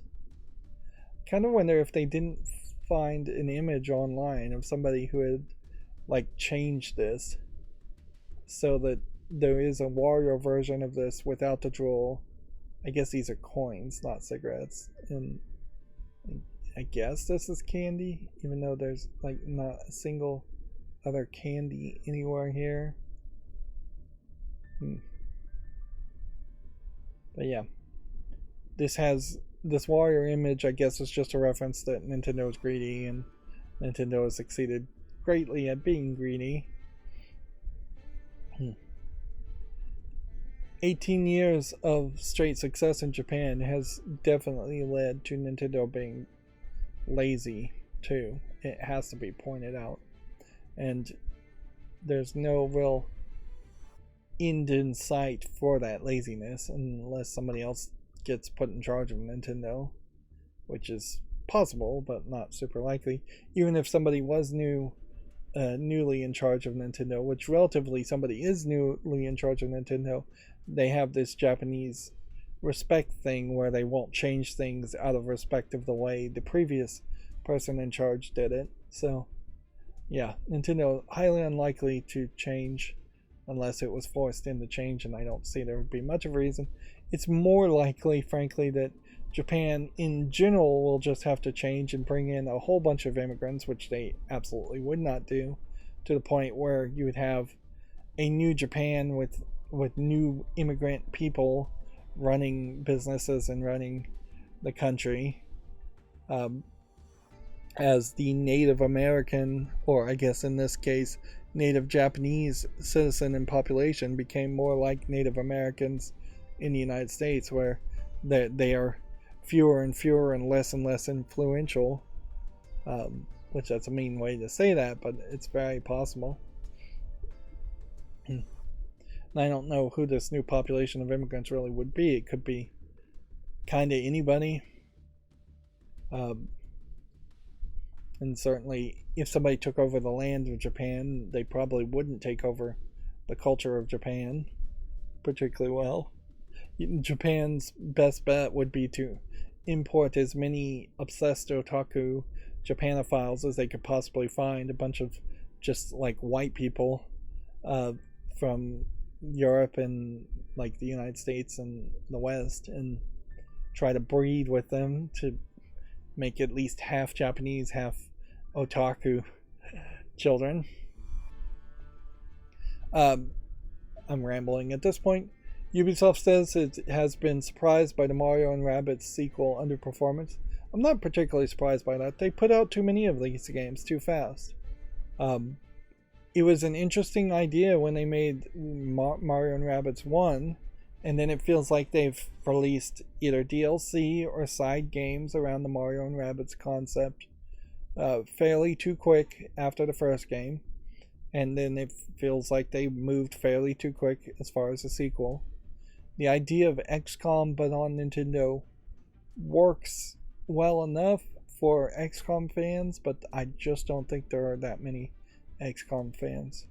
And at this point, Ubisoft really is just pulling a Square Enix in that they're publicly saying that their disappointment around the sales, when really they should just be silent about that and say nothing. It seems like a lot of these shareholders meetings or press conferences or announcements are being too public and saying things too outwardly, when in previous years people would have more tact and just stay silent, and just, if you don't have anything nice to say nothing at all. Doesn't seem to be the way to run a business anymore in Ubisoft's minds. Bigger brands in particular, publisher believes the economic environment has pushed players to bigger brands, is a ridiculous argument, because it's making an excuse for Ubisoft to say, well, the only big brands we have are Assassin's Creed, so we're just going to make more Assassin's Creed games and nothing else. Ubisoft has nothing else that would be really a bigger brand. But Mario and Rabbids, Mario is the biggest brand out there. Rabbids is not a particularly huge brand, but it's a big enough brand when added with Mario. Like, there's no bigger crossover event Rabbids and any Ubisoft product could possibly have had other than Mario. And pretty much any other developer or publisher would kill to have a crossover with Mario in it. Let's see. Microsoft says a new Xbox update makes it the first carbon-aware console. The company is rolling out a number of energy-saving features. That is something that hasn't been touched as far as smart homes and like smart devices in general, is that with the Matter standard, there probably should be a mandatory power monitoring reporting feature in a lot of products. I know some of the Tuya smart plugs I have can power monitor, but some of the smart plugs I have can't. But the next step is, when you have anything that's powerful as a Xbox, it really should be, at least in its own system, if not in a interconnected standard, reporting how much power it is using individually. And arguably, this is where a law from the European Union might come into great effect, to say the industry must add to the Matter standard, which is whatever the smart home standard that's likely to succeed, although I am seeing some problems with it in its first releases, but into that Matter standard, into the thread interconnected standard, all devices that can power monitor must power monitor and report back. I could see the European Union passing that, and I could see eventually it coming down to people straight up saying, we're going to class different devices, and in rolling blackout times, we are going to send signals to these specific devices to safely shut down. Which I could see that happening, and that's something the freedom of the United States would really hate, but it wouldn't be a terrible thought. Like, if you have class 1 devices like oxygen machines for people who would literally die on an oxygen machine, and it has to report back its power usage, but it is exempt from ever being shut down, that would be great. And then if you have class 2 devices that are potentially information machines like TVs and cell phones, communication devices like that. You probably would even want to break it down and say cell phones, yes, are class 2, TVs class 3, PCs maybe class 4, and then like lower devices like refrigerators could be like class 5, where during a rolling blackout you could shut down a refrigerator or an air conditioner or a heater. But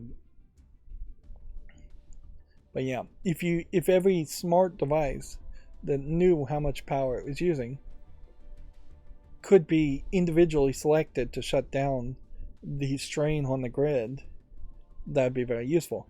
Now, arguably, the strains on power grids in some places are 100% fabricated by just poor management by the government, or such as the Texas power grid, or the strains on the grid happen because of global warming, in which entire east coast or west coast of the United States gets shut down in blizzards and snowstorms, and there's just no hope of adjusting for that. But yeah, I went on a side note there, and I heavily suspect that this Xbox update is really putting out the idea that it is actually going to monitor its power or monitor the amount of carbon footprint it's putting out based on the amount of energy it's using. But yeah, I imagine this is mostly just going to be a useless feature that they're going to advertise based on, and nowhere as cool as the idea of having all future devices power aware and potentially receiving signals to shut down. Like, computers have wake on LAN, and potentially you could have an app on a computer even now that would tell it to shut down if it got a signal via the internet. Of course, the other danger there is hacking. If everything is reporting to a device that something could be hacked and everything could be shut down.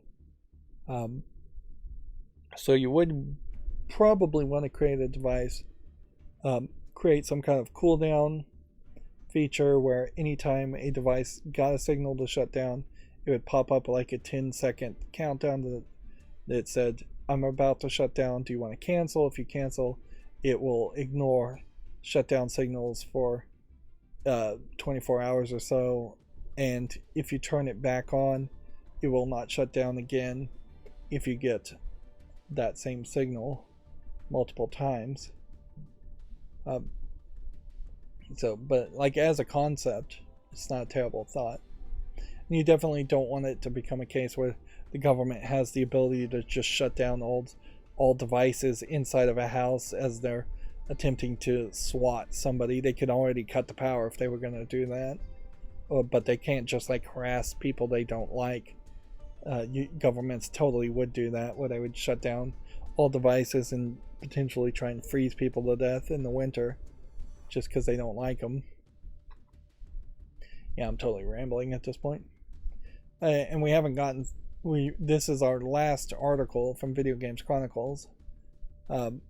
Children of Silent Town is an endearingly moody Tim Burton inspired adventure. This is a bookmarked article, although oddly is the last article, so we're going to probably see this article multiple times. Interesting. It does feel Tim Burton-esque. It's definitely a different art style. I'm not sure I 100% like the idea of these like big red spots around their eyes, because it kind of comes out like they've just all been either in the dark their entire life, or they've all just been punched or have rashes on their face, which is weird. In a funny way, this isn't too different from the Moe art style, even though you would not call this the Moe art style, but you really have no limbs, no fingers being drawn. The legs and shoulders and chest are all much shorter than what an actual human would look like, where the head is much bigger, the eyes are bigger, but not quite as big as you might see in an moe animation. The hairstyles are very natural in the color palette tones, which that would definitely change the effect quite a bit too. Let's see. It's coming out January 11th, so it's just around the corner. I don't know if we really need to watch what the actual game is. I'm not 100% sure what the actual game is. This trailer is mostly not showing much of anything. If I was to guess, it looks like it is pretty much just a point and click adventure game. Seems like there might be some puzzles here, and that may be pretty much it. It doesn't feel too off from like the Psychonauts experience too. They announced that they were going to do a Wednesday Addams season 2 as far as Tim Burton is connected. He's not really connected to this game, but as far as he's concerned. But noticeably, there are definitely some Tim Burton-esque movies I've never gotten around to watch. I've always wanted to watch Coraline. I may even have it on Blu-ray and never got around to watching it. We're now at the Gematsu articles for Spoken Cinematic Trailer. We had already seen that. King of Fighters 15 Season 2 DLC characters launched January 17th. They've added a couple new characters. King of Fighters animation styles seem all over the place. They feel kind of half CG, half flat 2D. Definitely this color palette does not match with this color palette, or even really too much with that color palette, but I'll leave it at that since I'm not probably going to play a King of Fighters game. Disgaea 7 has yet another trailer. I feel like I saw 2 or 3 Disgaea 7 trailers come out as announcements in the past day. We already talked about Maverick Games being announced. Former Playground Games staff established Maverick Games. They're developing a premium open world game for consoles and PC. We'll definitely have to see more of that. If I was better at following people's careers and had some kind of like database of following people and their careers, I would get all of these names and add it to the database and perhaps look at their history. You could probably Wikipedia most of these people and get their history. Mostly it says these are just people who worked at Playground Games, with an exception of one person from EA, one person from Sumo Digital, and one person who doesn't seem to be credited as being former anything. None of these names really jump out, and that is a problem. We should be able to recognize people who actually work in the game industry. But in all fairness, most people who watch movies and TV don't recognize people working in the movie or TV industry either. Backfire launches January 30th for basically everything. Backfire Wall. Astrolab Games is going to publish a retro sci-fi visual novel adventure games called Story from Soul the Gun Dog for PC. This definitely looks retro, but I think it actually is a brand new game. This color palette is rough. I get the idea of going for military, but this is kind of a great example of where anime started off trying to be kind of realistic in their mech military things by having people have the exact same color outfits and fairly realistic hairstyles, and why anime relatively quickly started shifting away from that, because you just can't have 3 characters with red hair in the same anime because they just don't stand out visually enough.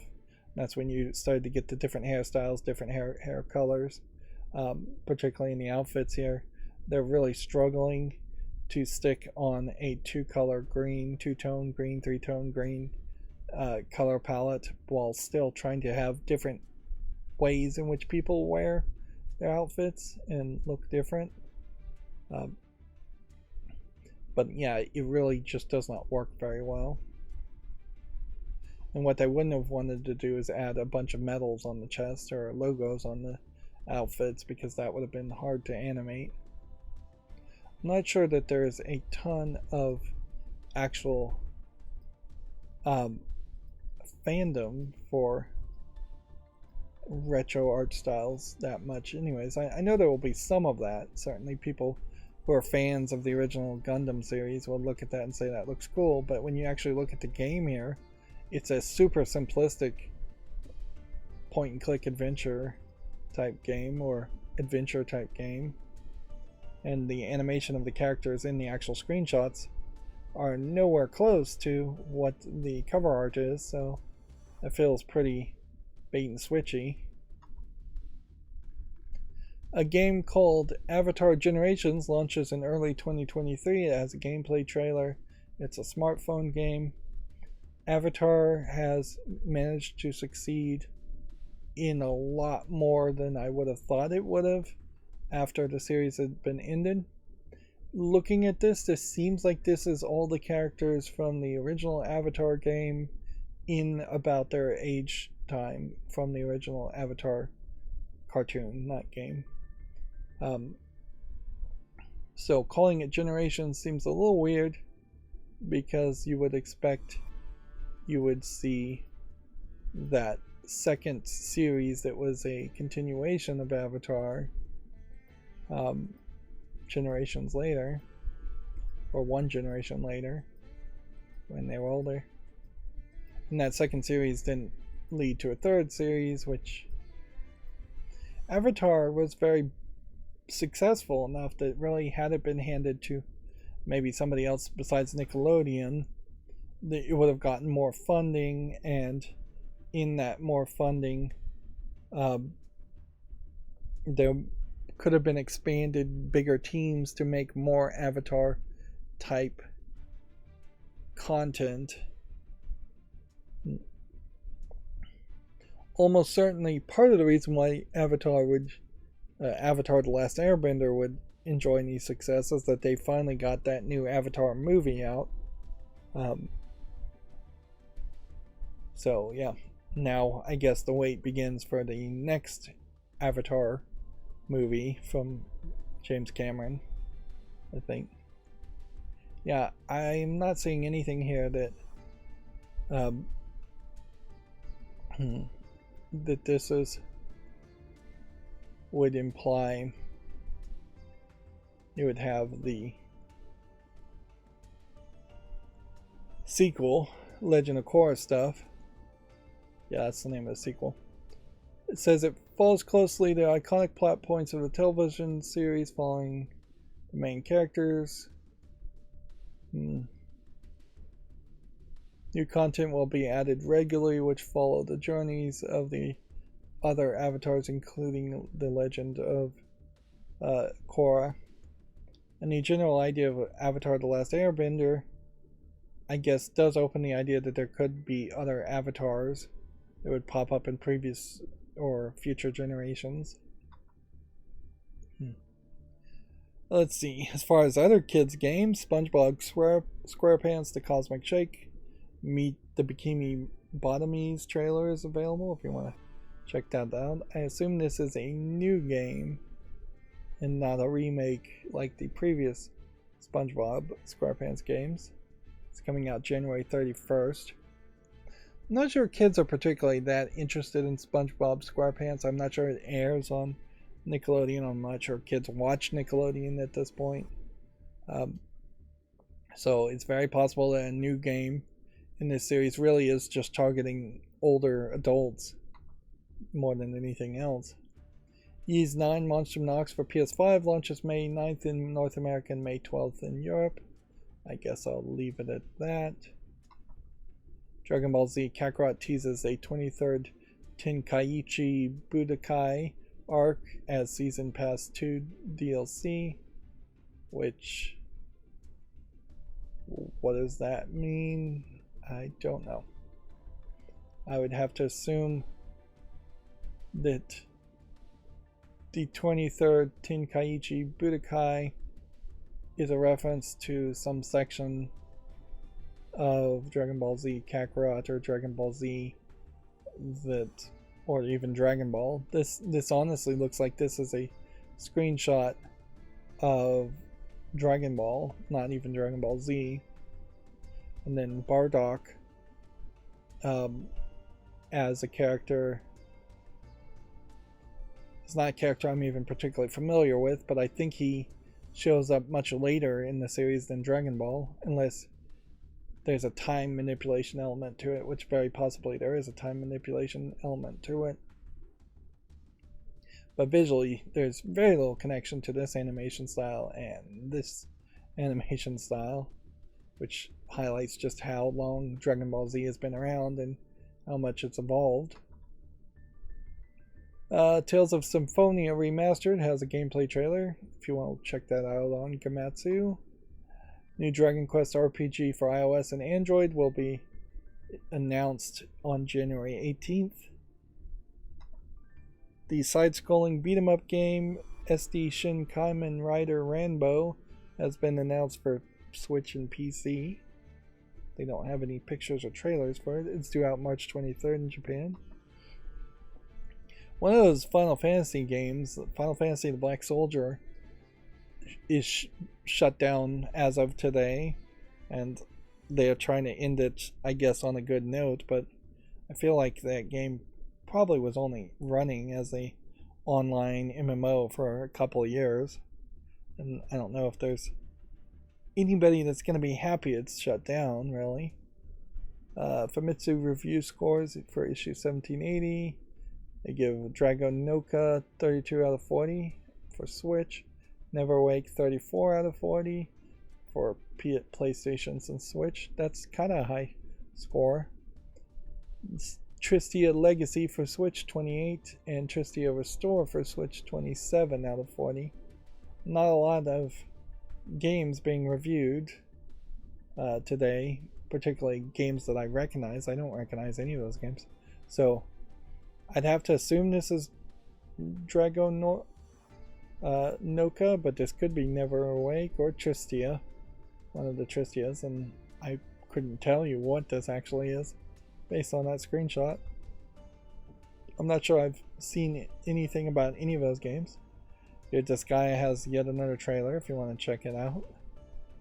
Let's see, Mercenaries Lament Silver Wolf and the 7 Stars of the Maiden has been announced for the PS4 and Switch. I assume this is a JRPG game. Kind of looks like it might have a slightly different art style, but it is one of those positional placement strategy games that I just cannot bother to ever play, turn-based RPGs.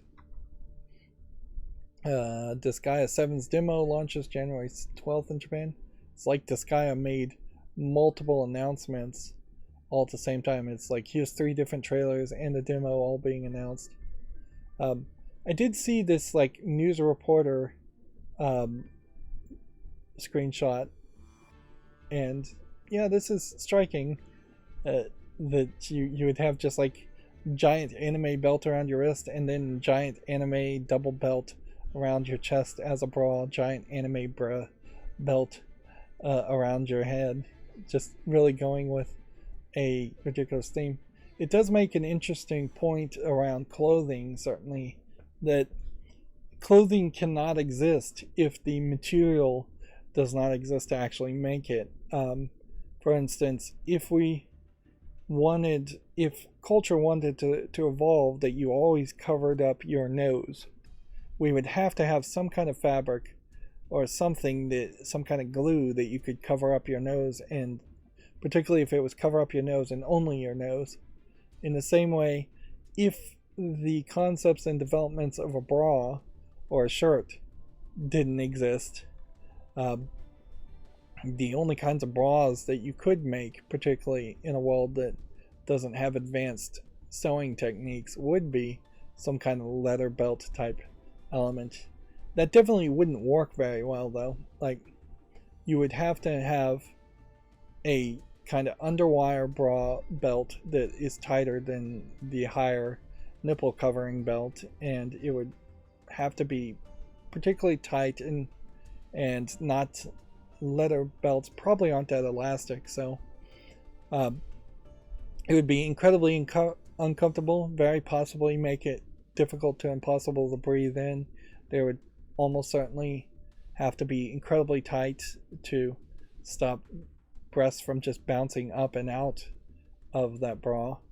And if anything is arguably too uncomfortable, eventually society will end up getting rid of that. Although there definitely have been times in which bodices and corsets have been all the fashion and have existed while literally deforming the bodies of women who wear them.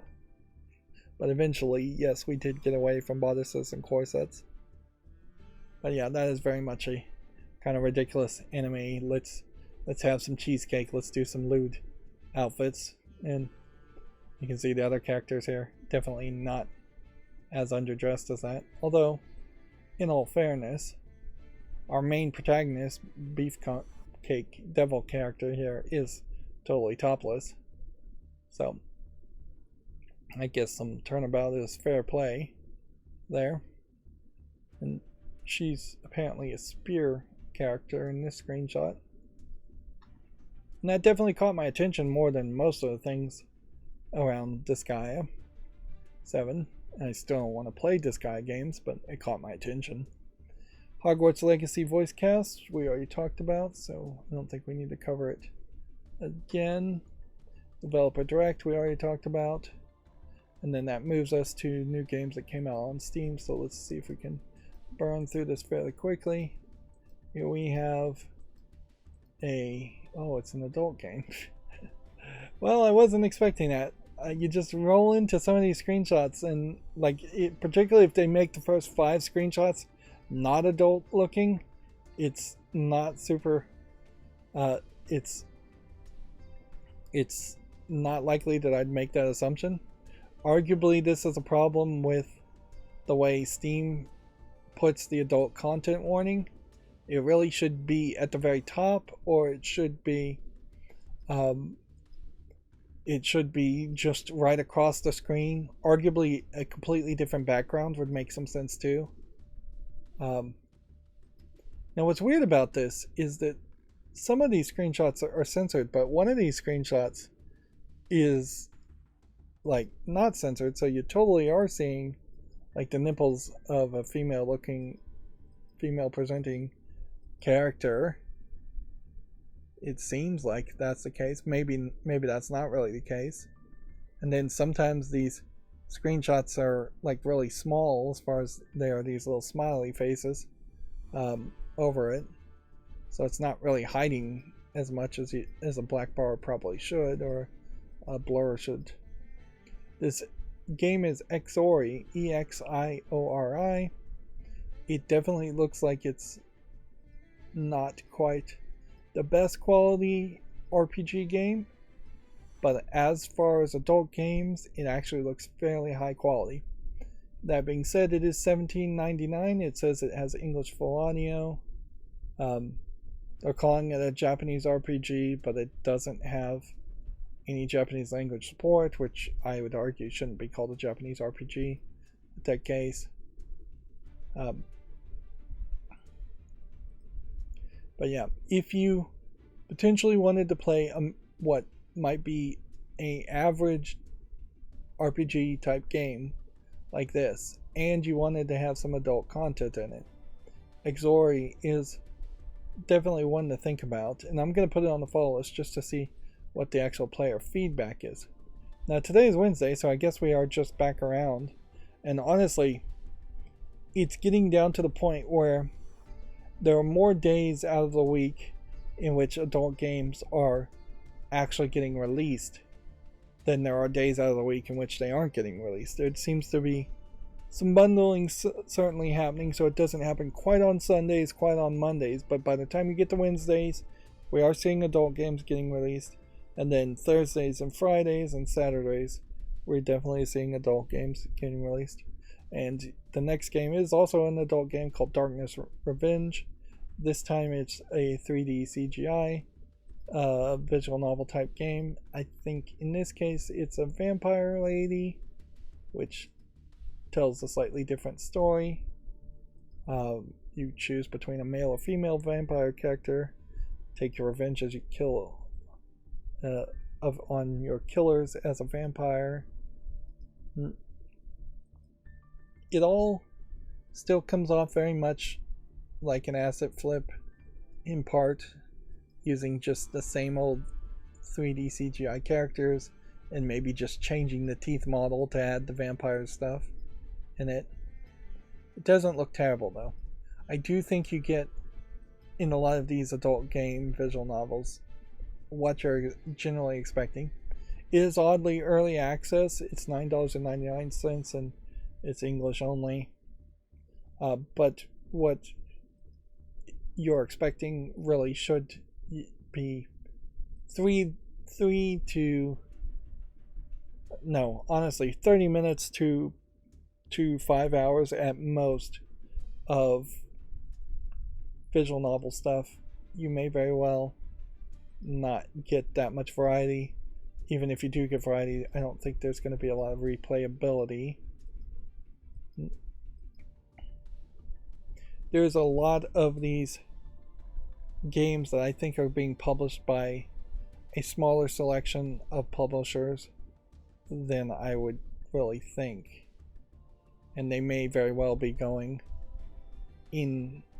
they may be going under multiple publisher names and multiple developer names. But yeah, they don't look terrible. Next adult game is also an adult game called Doomsday Robot Girl. In this one you have flat 2D anime girl with pink hair. She seems to be in a post-apocalyptic scenario, but there seems to actually be more of a gameplay mechanic to it than you would think. So I'm just gonna show a little bit of this off. Okay, so there seems to be items you can interact with, you can explore, you can interact, you can talk. There's attack, defend, damage, bond. This next screenshot seems to have multiple weapons.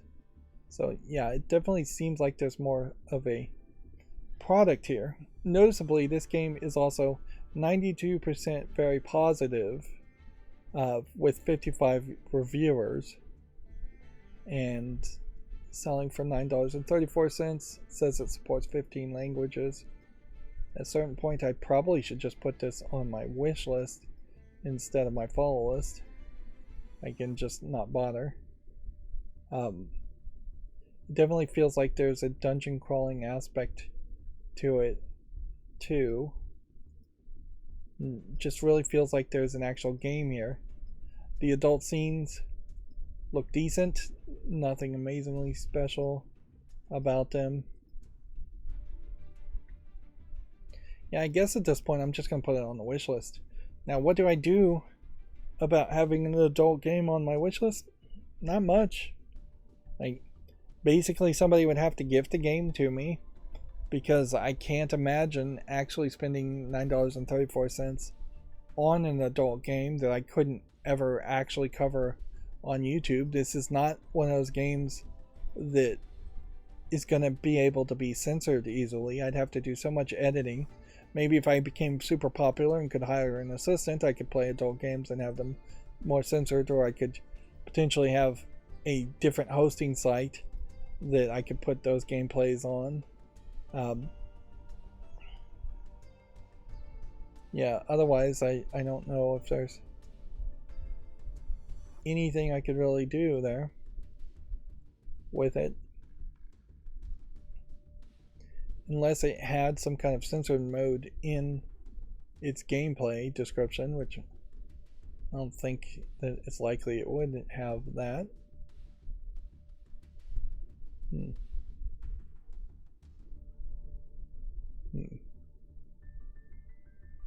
If anything, the one complaint I can have around Doomsday Robot Girl is that it is merging an adult game content together with a game that is actually slightly decent enough that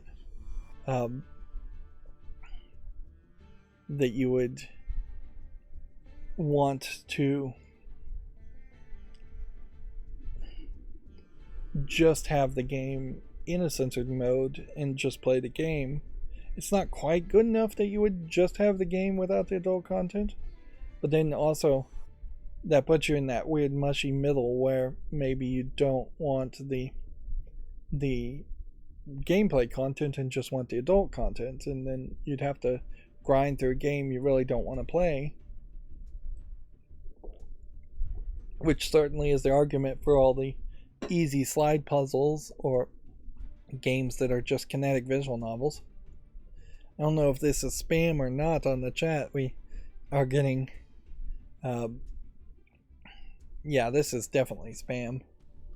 And I don't know if I triggered spam by looking at adult content, but now I'm getting adult content spam. Let's see on this. So we'll just report that. And hide user on this channel.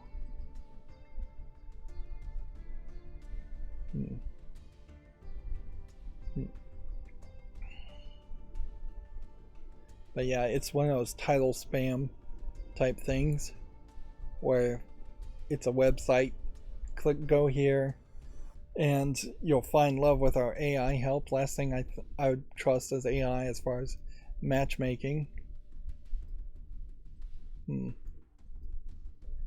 Is this next game an adult game?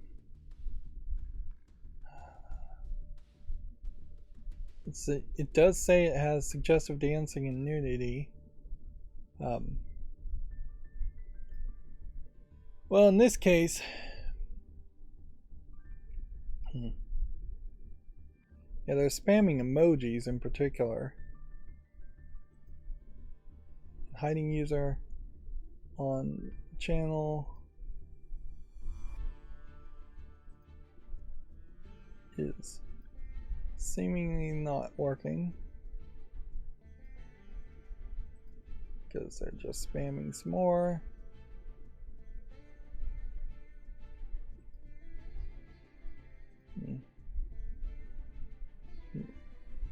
Using a different channel with a similar name.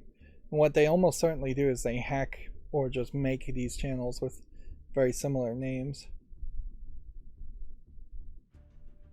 Move from one thing to the other.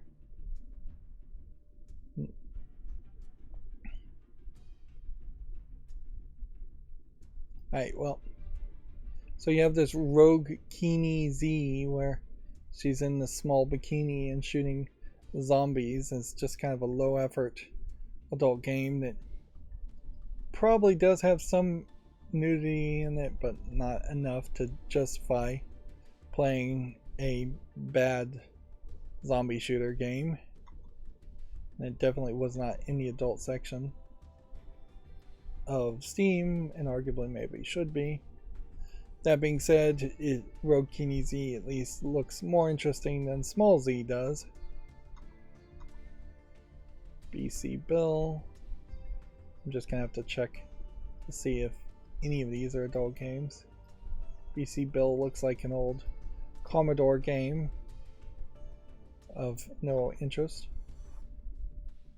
And then the Dreamland Free. Is this an adult game? No, but it's yet another, like, let's put a 3D model in a bikini.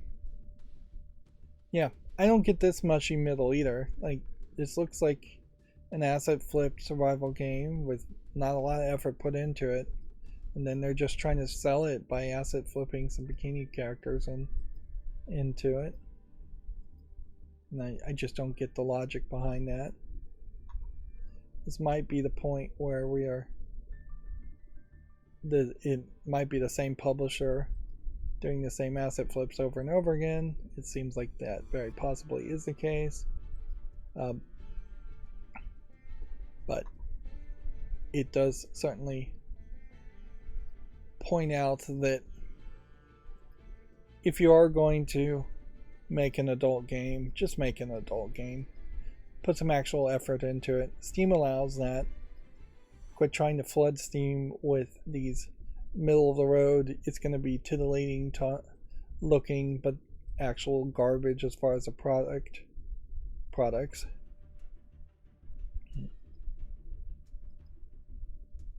Archer's pinball here. I would have to say no to this. There's just not enough visual here. I would much prefer to just play Sonic Spinball instead of playing what kind of looks like it's a too zoomed in, maybe mobile pinball game with far too many different types of collectibles. Gallahorn looks like it's an RPG Maker game. Not particularly interesting. XP Logo doesn't look like anything. Well, we'll get through all of this fairly quickly, I guess. Path of the Midnight Sun looks like a fairly nicely animated RPG game. And it's rated positive so far. So yeah, I'll give this a follow. And that may actually be the first one I make even a YouTube short around, since everything else I've seen and so far has just been adult games. Which that does kind of point out that the adult games I just saw were probably more Tuesday releases. Scrapyard Arena, I don't think there's quite enough here, but I'll give it a chance. If anything, I need to just be very generous with YouTube shorts anyways. Into the Flames is mixed. I am looking certainly for a fireman game, but the mixed reviews and the fact that it's on the fall list already implies to me it's come out of early access and done nothing with it. See, generally I want to like it, but the game needs at least another year or two in early access. Too many bugs, almost unplayable, more and more bare bones than any other Man-Thing game ever played. Not a single warp fire thrower in sight. Bad. Terrible tutorial for complex games, so insanely cumbersome, clunky UI. Yeah, that definitely seems like there's enough here to say no to this. And this arguably points out that yes, you can get positive reviews in early access, and then once you come out of early access, those reviews drop down significantly. You're going from 90% positive to 64% positive once you came out of early access. Yep. So yeah, I don't think Into the Flames is the fireman game I'm looking for. We'll have to keep looking to see if there is one. I'm not even sure what Creative Console is, but it looks like it's something enough for a YouTube short and a follow. Truck World Driving School looks good, but again, I suspect it's come out of early access. We may start to see games just giving up and releasing out of early access in January, just as maybe that would affect like their taxes or something. Yeah, I can see businesses' taxes and accountings being affected by staying in early access one more year. Pan looks like garbage. Pushing Popo is just a ugly Sudoku game. Is this an adult game? Let's see. No. Limits Escape Room Games 2. Looks just like an asset flip. Not good enough. Atrio the Dark Wild.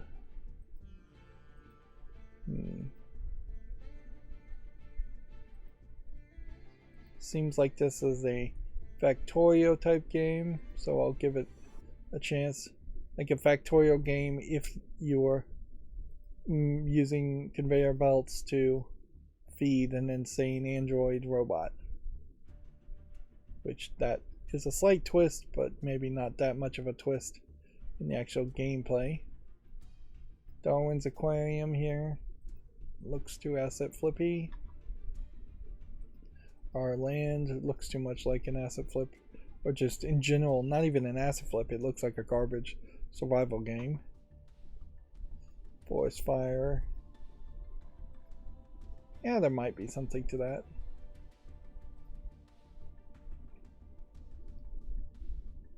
As I'm being incredibly generous around making YouTube shorts, I'm probably being incredibly generous around putting things on the fall list. Soul War game here might be something, but easily could not be anything. Let's see, Idle Banshee Alliance probably is nothing. Yeah, this is one of those games where I'd suspect the artwork here may have been stolen. In fact, I would heavily suspect that, although I can't see one to point out to be certain about.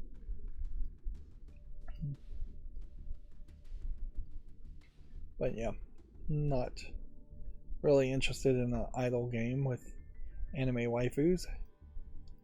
Save the Earth. Yeah, there might be something there.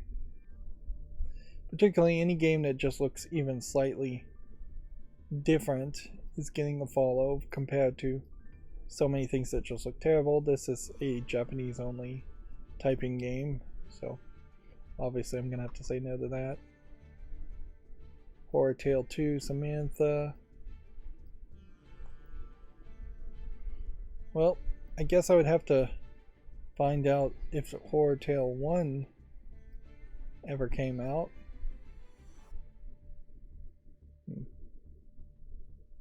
See, Horror Tale 1 Kidnapper. There are also several other horror games this developer has successfully gotten on the wish list. Alright, well.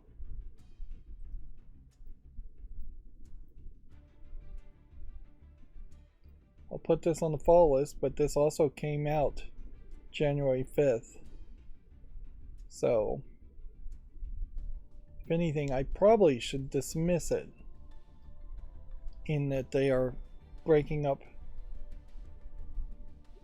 They're either trying to make an anthology series, and the one thing I guess I'll give it credit for is that they are spreading it between at least 5 days. So I'll give it some credit there. But it does seem like Horror Tale 2 is a direct sequel to Horror Tale 1, and so he's asking for $10 in 2 purchases, which demos should be for free and should be mandatory for all games, arguably. So if he was to have given episode 1 out for free, that would have been way more generous than making you pay $5 and then feel the need to pay another $5 to get the complete experience. Collab Ball.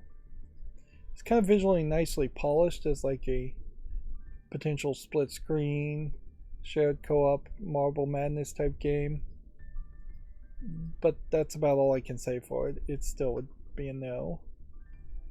Paradise of Desire is mixed, and it's tagged as having adult content and having full Japanese audio, but noticeably there's no mature content being mentioned at all in the description. It's just tagged with hentai, sexual content, nudity, mature, and so it's probably severely censored. Obviously this would have been an adult game at some point, and this is a dungeon crawler aspect, which we haven't seen a lot of these adult game dungeon crawlers in the past 6 months or so, where they used to be very standard. So yeah, I suspect maybe there's very poor translation here and censorship happening here, although clearly there's not that much censorship since you have this leashed ball gag nun with a crown of thorns over her head and her arms tied behind her back. So you're definitely going to have lewd imagery at the very least. Well, I guess just for my own interest, I'll put that on the follow list. Is this next game an adult game too? This looks like a Chinese game. Again, no mature content warning. It's mostly negative. Seems to be a kind of nice looking visual novel. So I would question why it's so negatively reviewed. Let's see if any of those reviews are in English. Nope. This might be subtly getting review bombed because it says something anti-Chinese or anti-Chinese government, or it may just be poorly written in Chinese or in Japanese, but says something anti-Japanese. I just don't know why it would be so negatively reviewed to start with. It's putting out a good foot forward, but I guess I don't care enough to actually put it on the follow list and follow it and find out if other people would review it. Let's see, next we have a game called Gross, which they say is a tower defense game in part, but it also looks like it's got some first person shooting elements to it, and it actually looks unique enough that I will give it a chance, even if it is a tower defense game and it is low polygon. Maybe I'm willing to make a exception here. Let's see, swimsuits and sexy clothes in this game, English only. Valkyrie Dawn of Ragnarok. Yep, this is really what I would prefer as an option, at least when reading visual novels, is to have a fairly solid background so you can read it. Obviously they don't want to cut off all the artwork of the characters and the backgrounds, and that's why almost always when you do see text it is see-through and you can see the art behind it, but that definitely makes it harder to read. This game in general is all over the place as far as quality of art. This quality of art looks terrible, where this quality of art looks really good, obviously, and then this gameplay mechanic looks terrible visually and as a gameplay mechanic, so really some inconsistency here. And I really am just having to check to make sure every single game is not an adult game. It just does not do a great job, Steam, as far as highlighting that. And I don't know if there's really a way to change that so much. This is just a horror game called Inhuman, which visually is not quite polished enough to work for me. In gameplay wise, I'm not really seeing enough of a gameplay mechanic to work for me. Block Jumper doesn't look like anything. Car Highway Driving Simulator Real Parking Drive Sim Speed Traffic Deluxe 2023. Ridiculous naming convention. It's not like there really is even a lot of people that search Steam, so it's not like you're going to get search engine optimization by creating a ridiculously long name like that. This obviously is just an asset flip racing game. Last Night in Zombie Village looks like an asset flip zombie game. Candria. You're also just a million times better to make a game with a weird name than you are to have descriptive names that will never stand out in the crowd. Like, it might be somewhat hard to remember the name Candria, but once you do start to remember the name of Candria, there won't be any confusion about what game you're talking about. This actually just looks like it's a frustration platformer game, so I'm a little reticent to even give it a follow, but it probably does deserve a YouTube short.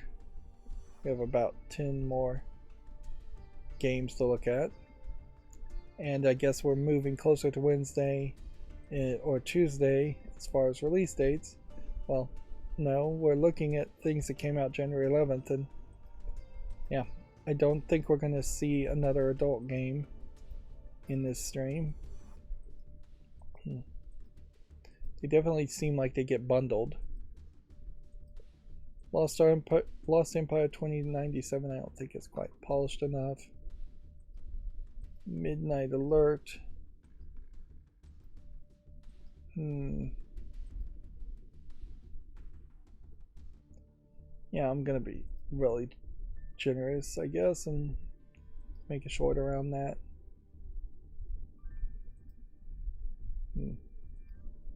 Then Midnight Alert. What did I just look at? There's 2 Midnight Alerts. Like he listed the game twice. Or I somehow opened the same tab twice, which shouldn't be allowed. Orc Survivors. I did notice that as my macro was running today, it seemed like it was moving a little slow. So possibly it opened a tab twice because pages were just opening very slowly. Here we have that Children of Silent Town with more screenshots. Yeah.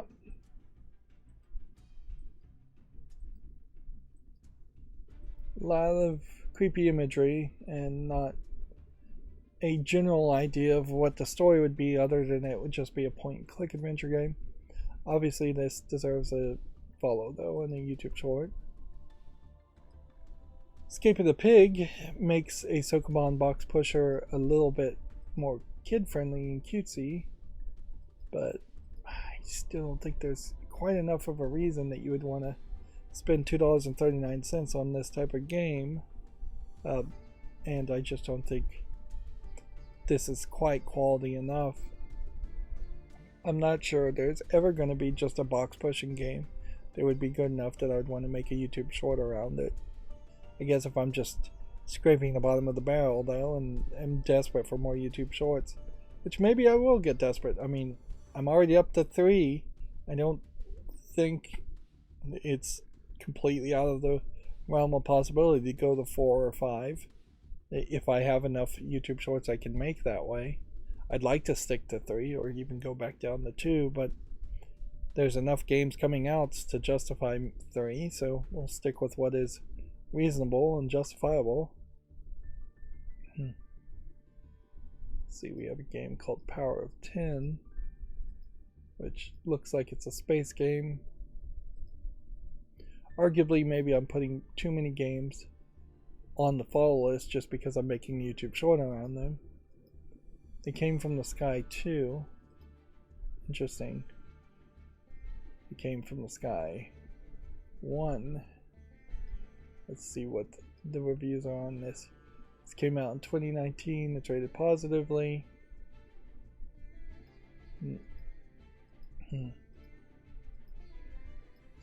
Well, They Came from the Sky 1 is just kind of an arcade game, but I would consider buying it if I was to buy both of them in a bundle. That being said, it does seem like prices are way too high at $9.74. This really should be $1.99 type game from the looks of it, and it would be a hard justification to sell it at any higher price than that. On top of which, I would only really be getting the first game to highlight the second game, which would have to be very positively reviewed, which is an exact example of why things should be put on the follow list. That being said, this is an old game, so I'm not going to make a YouTube short around that. I do suspect I may accidentally create some YouTube shorts every now and then based on old games if I open new tabs. This is another one of those games that definitely is advertising itself like it's got a nudity and adult content in it, but there is no mature content information here.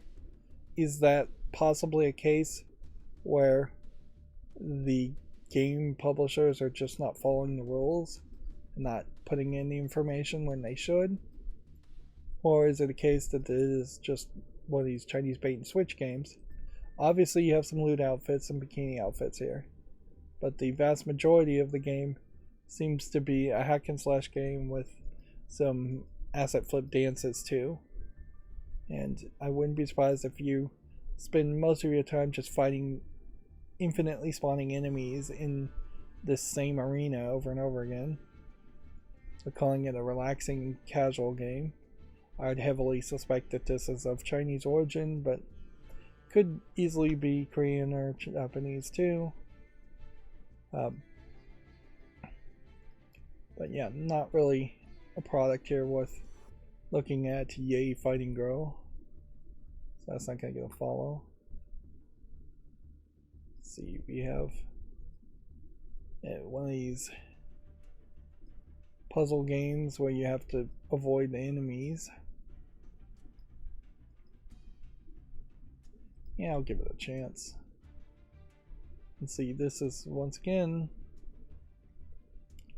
we're starting to see more sequels to games where the original game here has only like 20 positive reviews and looks like absolute garbage. So in doing that research, I'm gonna take this off the follow list and not even bother giving it a YouTube short, because the first game was so bad. Then we have a game here called The Search for Paradise, but they miss Paradises, I guess maybe is what it's supposed to be. Obviously though, it is just an asset flip garbage game. So yeah, nothing there. Let's see, GameDeveloper.com. We're 3 hours in, and I guess we're close to being done, but not as close as I'd like. Says learn to grow with the industry with this guide on career sessions at GDC.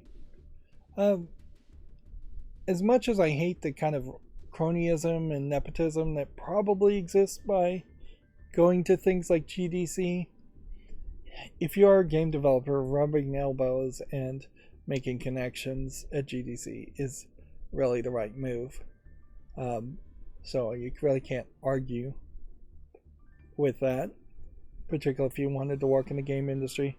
Undoubtedly, you're going to have to compromise a lot in many directions if you are going to work in the game industry, and it really is a industry that requires a lot of passion, because people are going to exploit you like crazy.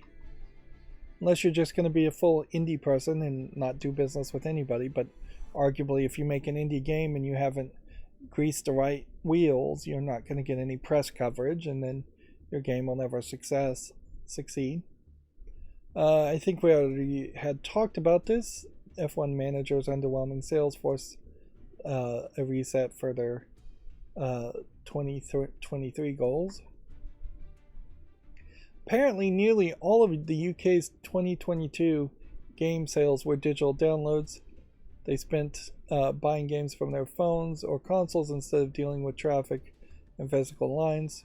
A vast majority of the UK was under a severe lockdown also, so you can't get around that as far as just like severe COVID lockdowns, and I wouldn't be surprised if a lot of physical game stores were straight up shut down or locked.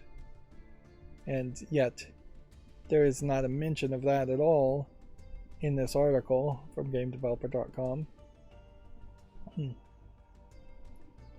Yeah. We are almost certainly going to a nearly all digital future, despite the negative aspects of not being able to trade or resell, or not really owning the games that is going to lead to. And arguably, if the UK was going to be the spearhead of the idea of all digital game downloads, they probably should pass some consumer protection laws that they might pass something like this, where companies are forced to allow you to make physical backups that they cannot delete or revoke the license of ever if you download something.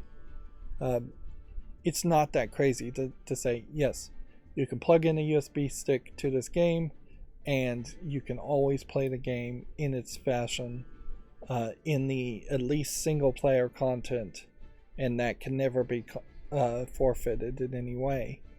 I can see arguments for bad actors being banned from playing online, but there has been too many stories already of people being banned completely from ever enjoying a game whatsoever.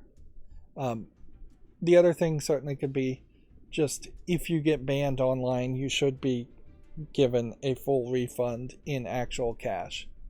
And that would be fair enough, I think, for most video game companies too, is that, like, if this person is so bad you don't want to do business with them, you can't take their money. You can't steal the money. Regardless if they bought the game 10 years ago and you're banning them now, they should get a full value of what they spent refund at that point. And that will put so much extra pressure on game companies to not ban anyone who isn't actually the worst of the worst, that we would see the ideas of toxic gamers needing to be censored or needing to be banned start to go away very quickly, all of a sudden, when they have some money that they could lose. Moving on, Curve Games' parent company Catalyst Group has acquired a co-development studio called Secret 6. I don't recognize either one of these companies. Most of these mergers go that way, in which, yeah, they've not really worked on anything at all, or they're just not, they don't have much to their name. Seems like they partnershiped and worked on The Last of Us Part 2 and Cyberpunk 2077 as a third-party developer. And this is kind of a great example of what I was talking about several hours ago, of there being these third-party companies and third-party developers just not really getting credited for things they worked on. And maybe they don't really deserve that much credit, but they deserve a little credit. The tactical card battler Duelist has gone open source 3 years after its shutdown, which I didn't even know Duelist was shut down. That's nice to hear. You definitely don't hear that very often, but yeah, ideally you would want to see anything that's been just abandoned or shut down go open source. At a certain point, abandonware is that same concept, but abandonware as a concept really doesn't have a lot of legal protection in most countries, including the United States. They're talking about Ubisoft canceling 3 unannounced games again. Apparently, Warner Brothers has issued a takedown for Mortal Kombat 2 source code leak, which I guess means they still want to protect the source code for Mortal Kombat 2, which I guess that makes sense. They still would like to resell Mortal Kombat 2, and arguably the source code for Mortal Kombat 2 is not going to be very useful to many people. And then Xbox next update to turn systems carbon aware. I got rambling on a side thought around that. I'll be interested to see how this really gets implemented. By the way, the PlayStation 5 accessibility controllers also are not going to support PC. So this accessibility controller is being developed in collaboration, very possibly with the same company that made the Microsoft accessibility controller, and they've already gotten off on the wrong foot by saying it will not have PS4 support, it will not have PC support. It obviously is unlikely to have PlayStation VR support. It looks nice, but PlayStation is really tripping themselves up here. Alright, we're doing the follow list cleanup at this point. This one is from November, so I'll give it more time. Let's see, Bite at the museum. Could make an executive decision right now and say yes. Or I could just give it more time. Run around a museum, destroying things as a dinosaur. This really is one of those ones I guess I want to leave on the fall list because there is a general game concept of smashing things and breaking things that's probably better than this. Katamari Damacy comes to mind as that's probably a smarter idea around that than what this is. This is in a lot of ways a better example of asset flipping in which the assets really do matter and the visuals are somewhat polished, although the graphics don't look great and it does look like the camera is glitching quite a bit. But yeah, I'm going to leave that on the fall list and just not make a decision. Bitburner is a programming incremental game. I just don't think I would go this deep. Yeah, and I don't know why I have this particularly on the fall list when it's free anyways. Is there even any DLC around this now?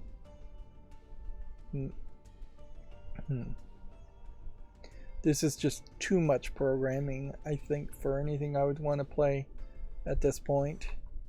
So I'm going to leave that. Bistro Days, I just put on the fall list. We're really going in circles. Biomutant came out in 2021 and it got advertised quite a bit and nobody likes it, so take it off the fall list. I have no desire to play bad games. Did that go away? Nope. Try and remove that from the fall list again. I don't know why all of a sudden I'm having network trouble. Just keep on clicking the follow button until problem saving and changes. Okay. It's like I haven't had any network drops as far as streaming. So it does just kind of feel like something else is running into problems there. I literally cannot take it off the fall list. Okay. I'll deal with that later, I guess. Billion Beat. Is this kind of a boxing game? Let's see. It's not very relevant in that but it is 86% positive of the 15 people who've reviewed it. So if this is out of early access, I guess I'll make an exception here. This definitely feels a lot like the boxing game for the Virtual Boy, which it wasn't too different from the boxing game with the Virtue Boxer, I think was the name of the Virtual Boy boxing, or virtual boxing, something like that. Yeah, I'm gonna make an exception here and put that on the wish list. Like, I assume that this isn't 100% a music rhythm game, but in a lot of ways, most of the boxing games that I do like are kind of rhythm games. They're pattern games more than musical rhythms, which the musical rhythm aspect is crazy, and certainly you have some very weird alien characters that I'm not sure I'd particularly want to fight as enemies, but I mean, you can't just completely copy Punch Out, which is what I'm really just looking for. Alright. Let's see, we have Bike Arena needs more time. I guess more and more we will get down to the point where I am just looking at games I just put on the fall list as the fall list gets smaller and smaller. This Big Rumble Boxing Creed Champions, I had hoped it would have gotten better, but obviously it didn't. This is actually Apollo Creed and Rocky likenesses, but yeah, that's not enough to justify putting it in a wish list. And arguably a Punch-Out game with these faces and these types of characters I guess would be more relatable, but these faces and the models don't look amazingly good. It's interesting too is that it seems like it's more of a side-scrolling boxing game, like Mortal Kombat, than it is a 3D boxing game where you would move around in a ring. Which, yeah, the footwork in boxing has never really been emphasized in any boxing game I've ever seen, where you would like move and dodge to the left and right, which I guess that would be the next evolution of something like that. I think we can say no to Big Klondike Classic Solitaire as just being too generic of a game. And then Bicycle Riding Simulator, even though it visually looks good, it's mixed reviewed. And I think I've given it enough time, so I'll take that off the follow list. And then BB Bots is mixed reviewed, so we can take that off the follow list. So then, can we get Biomutant off the follow list? Finally. Took multiple attempts. Alright, well, at 3 hours and 20 minutes, let me look at the new 15 tweets I have. I don't think I even need to do a Duel live today, so I will save time by not doing that. Alright, so very quickly, let me just scroll down. Let's see, 52 minutes ago, Wanted Dead Combat Explained trailer is available on Komatsu if you want to check that out. And that literally may be the only news. John Smeedley, the head of Amazon Games San Diego studio, is leaving the company. The former Sony Online Entertainment president has been with Amazon for 6 years. 6 years is kind of a long amount of time, but also he has done nothing with Amazon Games, so it's hurting his resume to stick around with them.